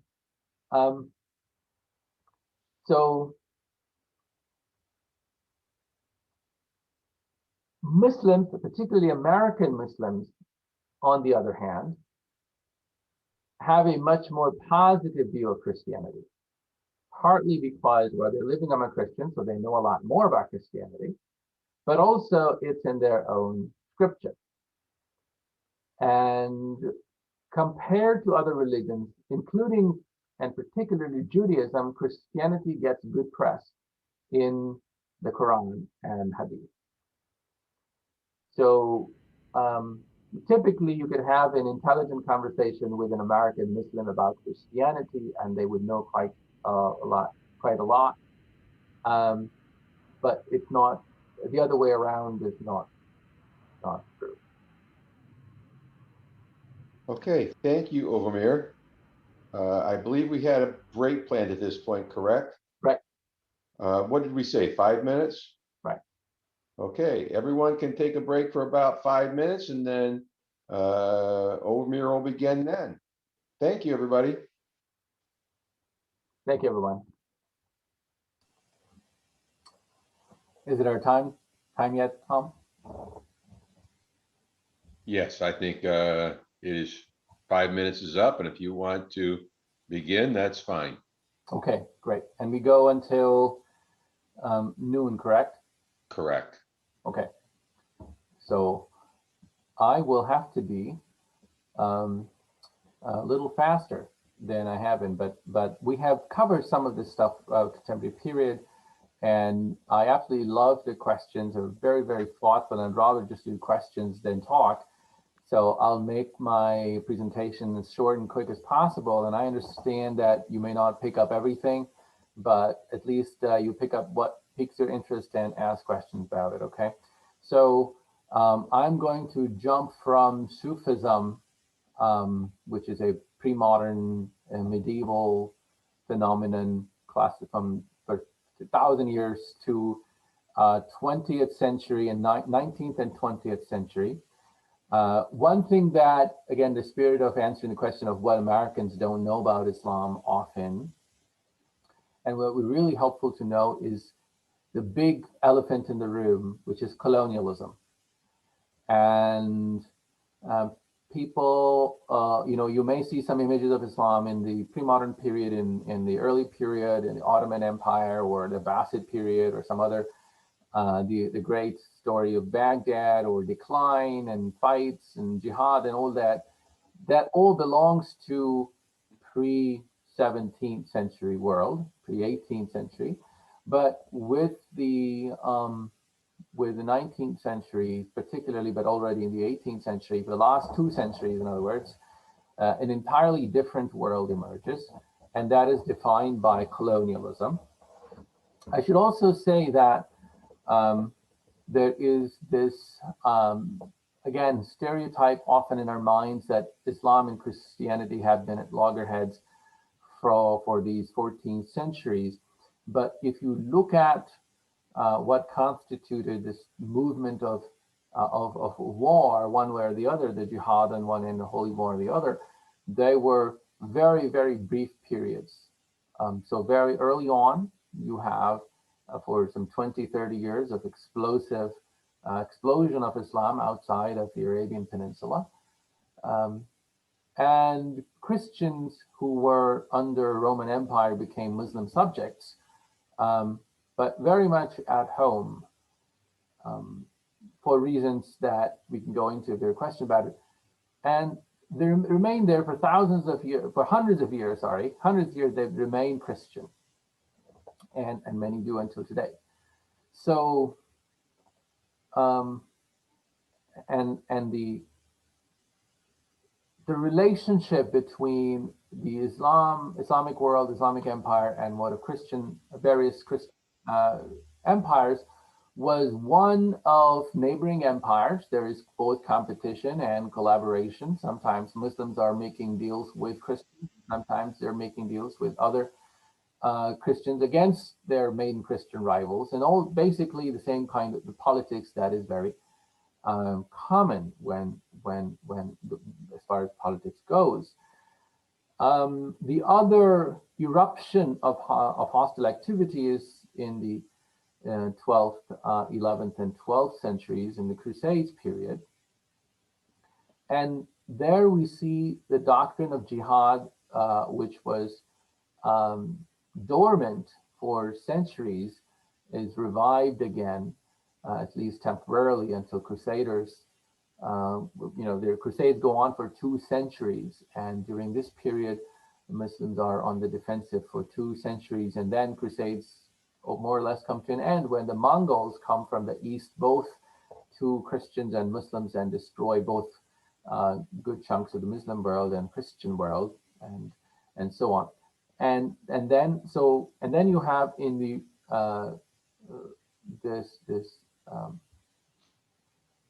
a new kind of rivalry, a new kind of relationship emerge in the colonial period when Europe rises, starting in the 17th and 18th centuries, and the Ottomans, who had conquered much of Eastern Empire, Eastern Europe in the 15th century, and ruled as a European power. And the Ottomans were very much, at first at least, they were very completely a mixed government. They were very, very tolerant. They intermarried with Christian, royal families, and themselves they looked more Eastern European, if you will, than they looked Turk or Middle Eastern. So their culture in Istanbul is very much integrated into other European monarchies and empires. So this idea of constant warfare is not true, but this is the image that the Muslim world had confronted, or rather is presented with, because of the colonialism that defined this relationship the last 2 centuries. And Americans, who should be more sensitive to the idea of colonialism and independence wars and Europe's aggression, for a number of reasons. Americans were both fought a Revolutionary War, but also have seen the consequences of those inequalities, should understand what it meant to be colonized for Muslim countries, and then and have lost that an entire culture, the world of Islam in the pre-modern period, that was known for its tolerance, that was known for its relatively progressive attitude, and certainly its sciences and wealth. That wealth that lives only in that world lives only in the books and no longer in reality, and that is very much the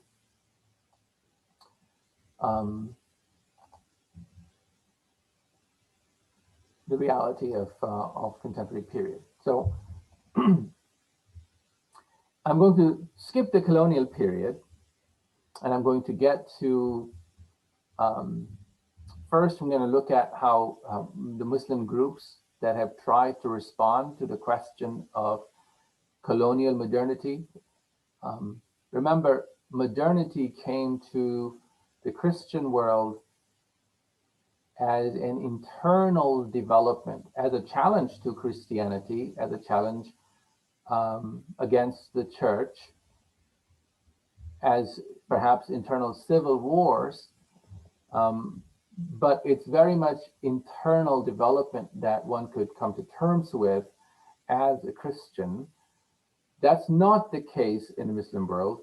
Modernity came in the colonial carriage. It came with guns and bombs. It came with enslavement, and that's the word that many Muslims used for their colonial state, that they were enslaved by the British and the French. So it has a very strong reaction. That is, the idea of Christians colonizing the Muslim world then is mistakenly back projected by Muslims all the way to the Crusades, and Muslims similarly, who are not aware of history, similarly back project the history of constant colonialism and crusades as if that is the only norm.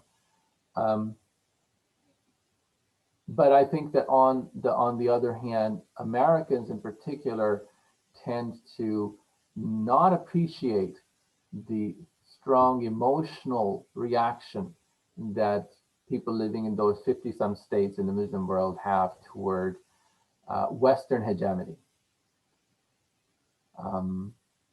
And what happens, interestingly, in the 20th century is that America is seen by Muslims in the colonized Muslims, right? So let's go back to the early 20th century, First World War, 1900s, 1920s. America is seen as a good power. America is seen as people who do not want to interfere, do not want to colonize. Of course, America had tried that in the Philippines and didn't work out so well, and then Americans had sort of stayed away from this. And then there was the vision of America as as people that are aware of the plight of the colonized people. They were themselves once felt colonized, and therefore they understand freedom. And of course, President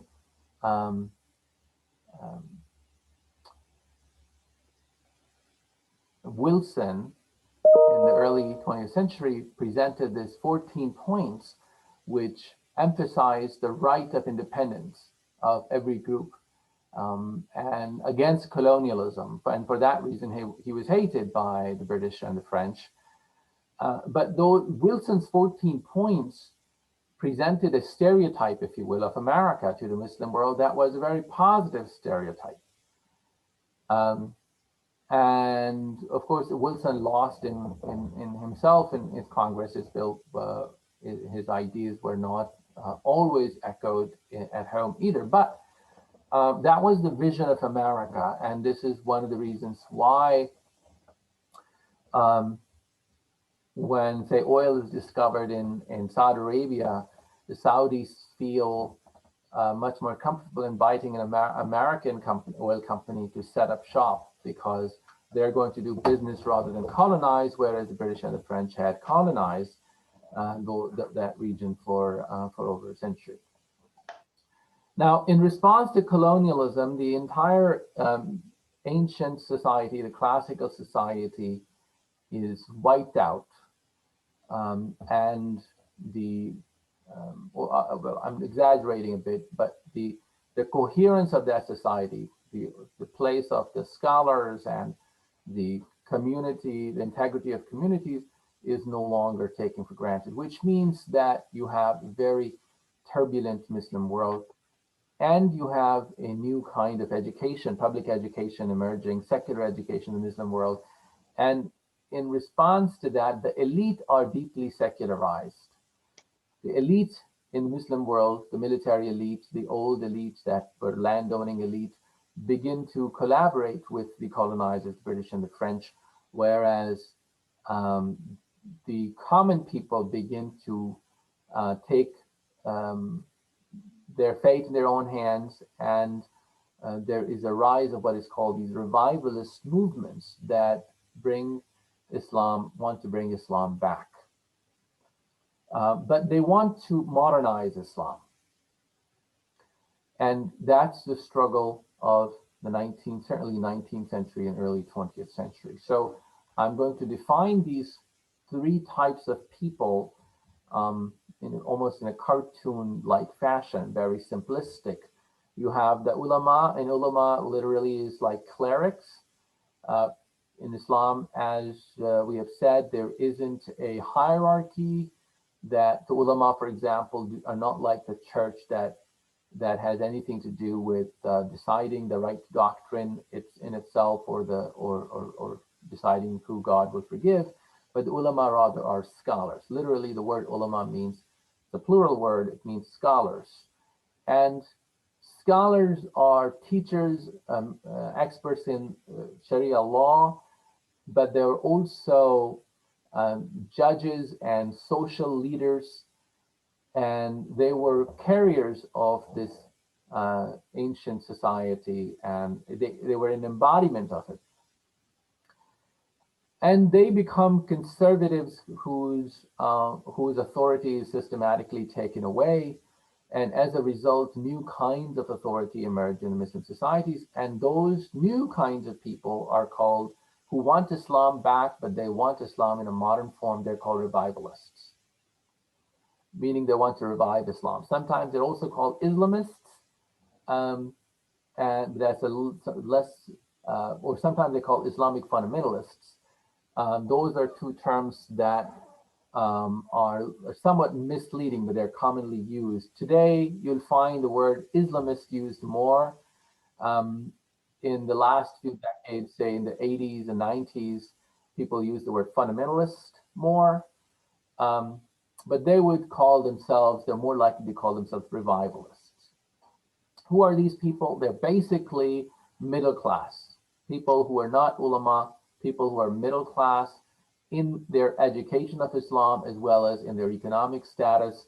They tend to be people who are educated in sciences, in engineering, in medicine. They are people who have some knowledge of the West and the world, and they want to keep their religion, but their understanding of religion is not that of the traditional ulama.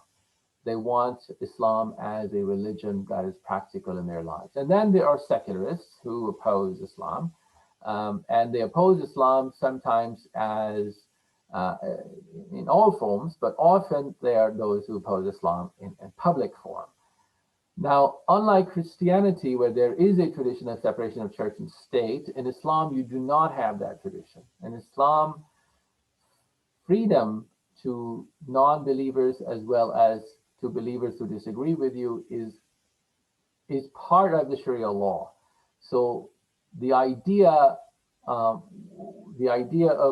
of secularism, which emerged in response to the hegemony of the church in the West, doesn't have the same resonance because it doesn't have the same story in the Islamic world.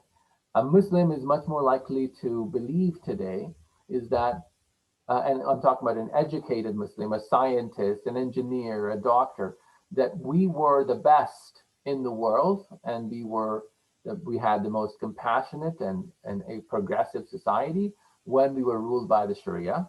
Whereas today, when we are ruled by these secular autocrats, we are the bottom of the world, that we are oppressive and intolerant, that we are regressive, that we are unable to protect ourselves and our own.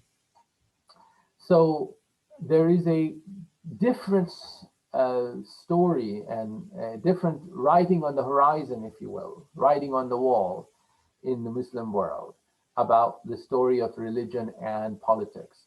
A Christian is likely to believe that they're best kept separate. Some certainly progressive Christians or liberal Christians or even moderate Christians, whereas a Muslim is much more likely to believe that Sharia law is properly applied and understood in an enlightened way is the way to both democracy and freedom and progress. In 2007, Gallup did a poll of the entire Muslim world. It was the largest poll of its kind ever done in the Muslim world. 9 Muslim countries were polled very thoroughly. And the results of the polls are, I think, still up there on Gallup Muslim Studies Center or something. But there was a book that came out of it that was authored by John Esposito, who's a Catholic scholar of Islam. They're based in Georgetown, who worked with them to write this book to explain the results of the surveys. If you're interested, the book is called "Who Speaks for Islam?" Those results showed that 80% Muslims believed that they want democracy, that democracy is a good thing. 80% Muslims. And 80% of them, not the same 80%, but obviously there's a great overlap, 80% also believe that the Sharia, Islamic law, is the best way to govern, and that's what they want. So this 80% people, like, of which at least 60% overlap, right? Both, they want both Sharia and Islamic law, but most likely the number of people who believe that Sharia as well as democracy are compatible is very large in the Muslim world. Again, so the view of Sharia in America and in the West is the exact opposite. Now, one of the things that has happened because of the very strong Islamophobia industry in America, especially after the war on terror, that Muslim beliefs themselves are being affected by the propaganda that is produced in America. So American public power of publicity and reforming Islam or perhaps changing perception of Muslims is very strong. And that is leading to Muslim self-hatred. And that is leading to deep problems in Muslim societies, because those people who begin to believe in this propaganda cannot be really productive members of the society who can bring more enlightened ideas, but rather they become people who hate the majority, but also people who are influenced by a script that is written for them by Islamophobes, people who have this irrational fear of Islam. You could dislike Islam, disagree with Islam, but be rational about it. But that's not the case with Islamophobia. There's a whole industry, as I said, multi-million, not billion-dollar industry where people, for various political reasons and that has to do with the internal crises in the Muslim world, the problem, the conflict of Israel and Palestine, that leads to major effort in the United States of trying to create propaganda against Muslims.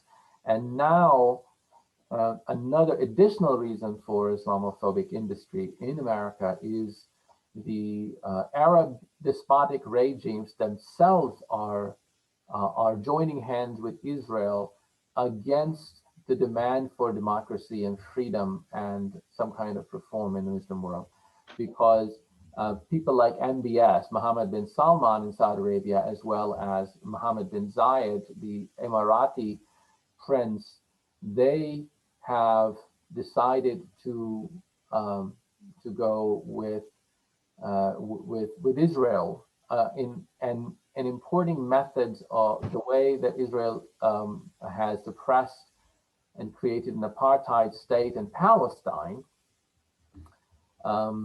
They want to create that in their own Muslim countries. So that may be shocking, but that's an interesting and horrifying development in the region, that the idea of autocracy and despotism, where democracy and accountability are seen as the enemy, is no longer a secret idea. It is rather publicly talked about. It is publicly supported by American policymakers, at least certain people on the right. And so America was involved, of course, in trying to bring democracy to the Middle East in President Bush's era, Bush II.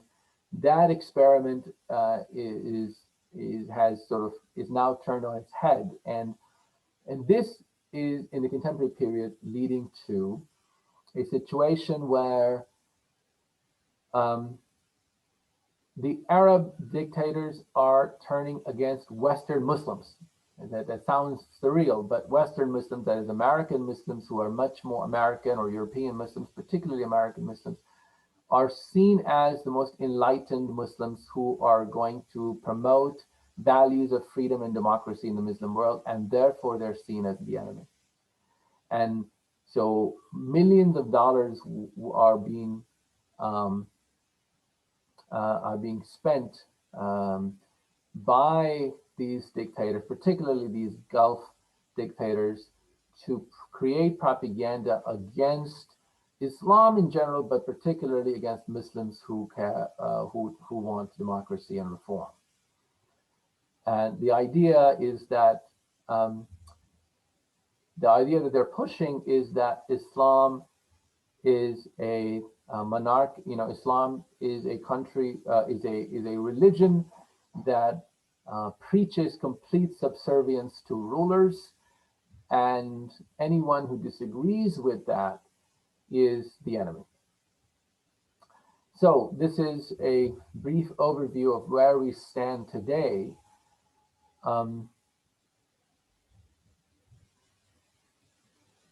I will, so again, these three groups of people that I talked about, ulama, as the traditional Muslims who are now being co-opted by the Arab dictators.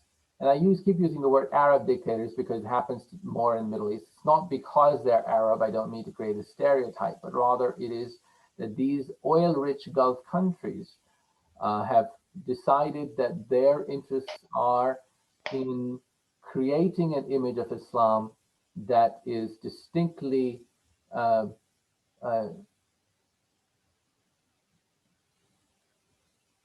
autocratic, and they have concluded that the West doesn't really care about reform in the Muslim world, that they had tried to pay lip service to the idea of reform and accountability and democracy in the Muslim world when they thought that Western policymakers wanted that. But it's become clear over the last couple of decades that this is not the case.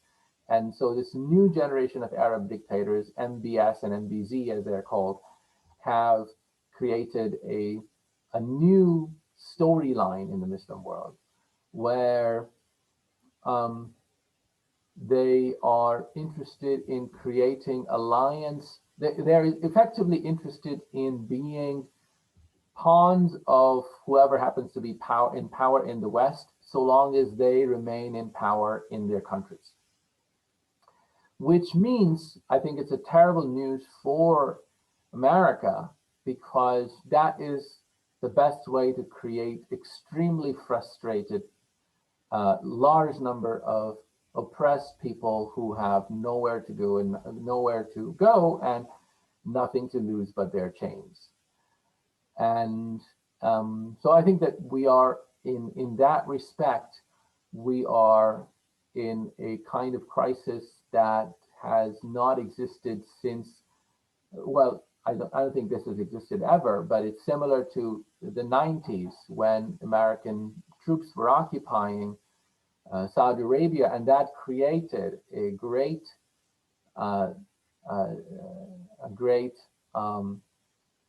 sea change in attitude toward America. So if you remember, I said that America was seen as a good power. That began to change in the 90s when American troops occupied Saudi Arabia. And regardless of what the actual reasons were, it was seen by Muslims. The optics were absolutely horrible. This was seen as a crusading power that is occupying the Holy Land of Muslims. And that led to that led to 9/11. That kind of situation was created this small number um, of Muslims. You know, as the 9/11 was carried out by 19 men who were supported by a very small organization. I should also complete, I guess, this story about Gallup poll that was done in 2007. And this is also reported in the book that I mentioned, Who Speaks for Islam by John Esposito and Dolly McGrath. When they asked, they wanted to see this extent of radicalization in the Muslim world by asking the question of how many people are willing to throw non-combatants under the bus, meaning how many Muslims how many people said that it's okay to kill non-combatants as collateral damage in this war of freedom or justice or religion that you have. And they found remarkable results. The number of people who were willing to do that, that means they felt radical and militant enough, was 7%. That number of people who are willing to kill non-combatants in the war on terror or the war of freedom was found at that time to be exactly the same in America. 7% of Americans said the same thing, that non-combatants can be killed in this war on war for war and terror. That number, in fact, has gone up in America, but not in the Muslim world today. That is, in more recent politics, has increased the number of the extent of radicalization in America, but I don't have the numbers on me. So the point is that the idea that that Muslims are more radicalized than Western citizens of liberal democracies is totally false. That Muslims live under autocracies that they absolutely hate. The idea that another misunderstanding is that Muslims love these autocracies, right? Somehow they are suited to live in those autocracies, those dictatorships, those tyrannical regimes. But something happened, of course, very famously in 2011, just 10 years ago,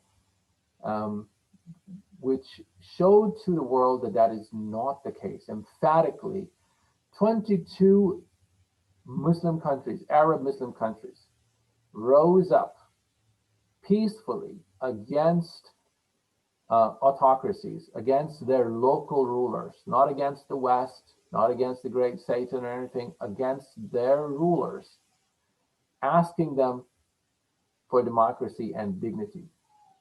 These were their slogans, and these were millions of people came out in countries like, starting with Tunisia, then Egypt, and then Syria, Yemen, Libya, elsewhere, where this was called the Arab Spring. Of course, if you don't know about it, you could search. There's a lot written on it. In the Arab Spring, but the most remarkable thing was, as President Obama at that time said, that this is the first revolution in human history we've seen that where people come out on the street and then clean up after themselves. So there was a spirit of civic duty in countries like Egypt where you don't expect it. That was there in 2000. I actually went to research that summer to interview people in Egypt and elsewhere. So, and then there was counter-revolution right after that, and that hit back. These dictators became agitated. Oil money was poured in, and that was the end of that phase.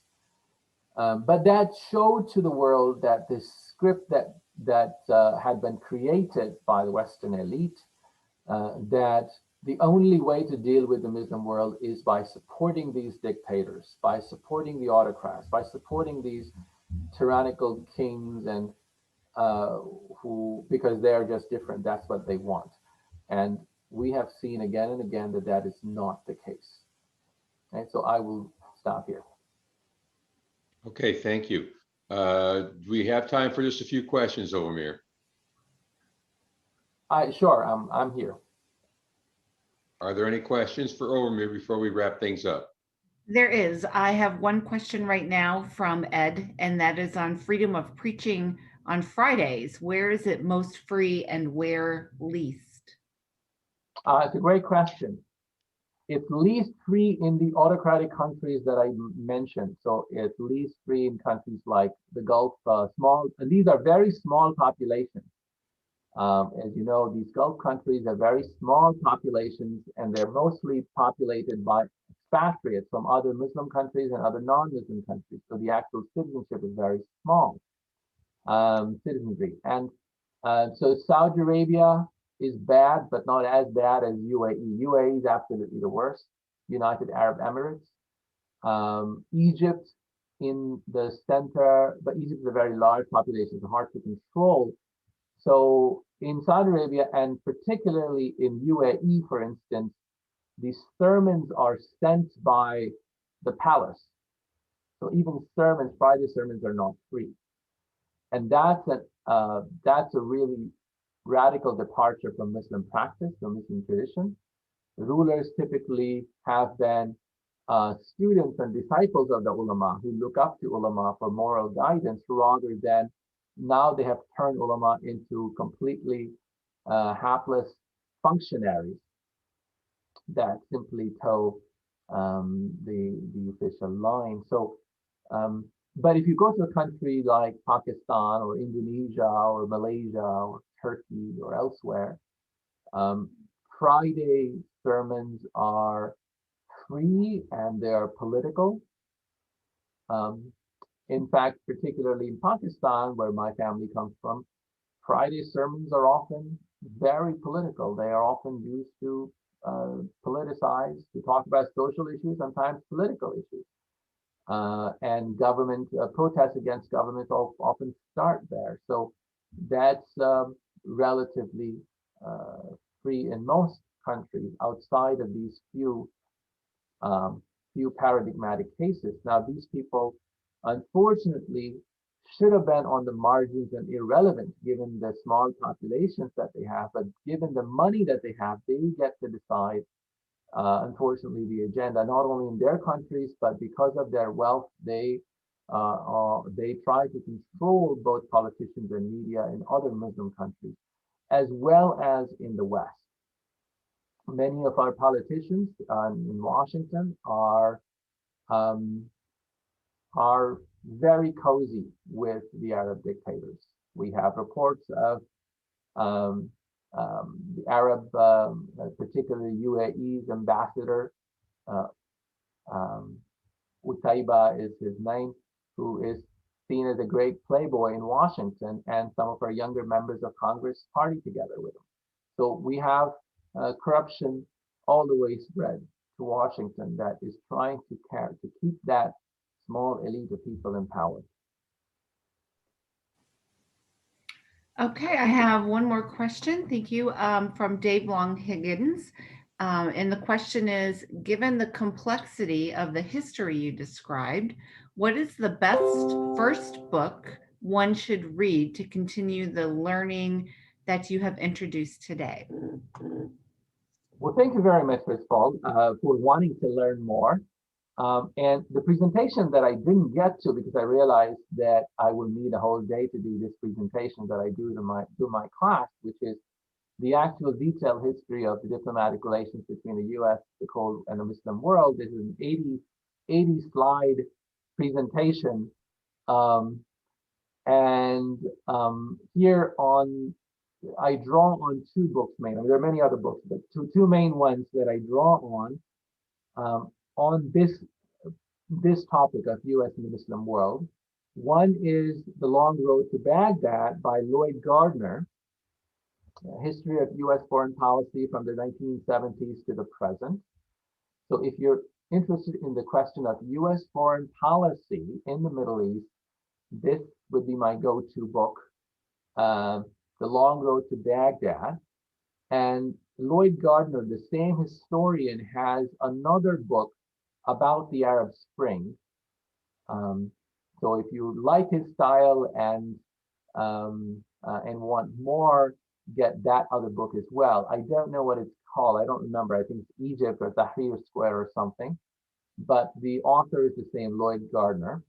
The other author is Sowing Crisis, Rashid Khalidi, who is at Columbia University now. When I went to University of Chicago, he was my advisor at the University of Chicago, a top historian of the Middle East in the US. And this is more of a public book that he wrote, so it's very accessible, not as academic. Both of these books are very accessible, very readable.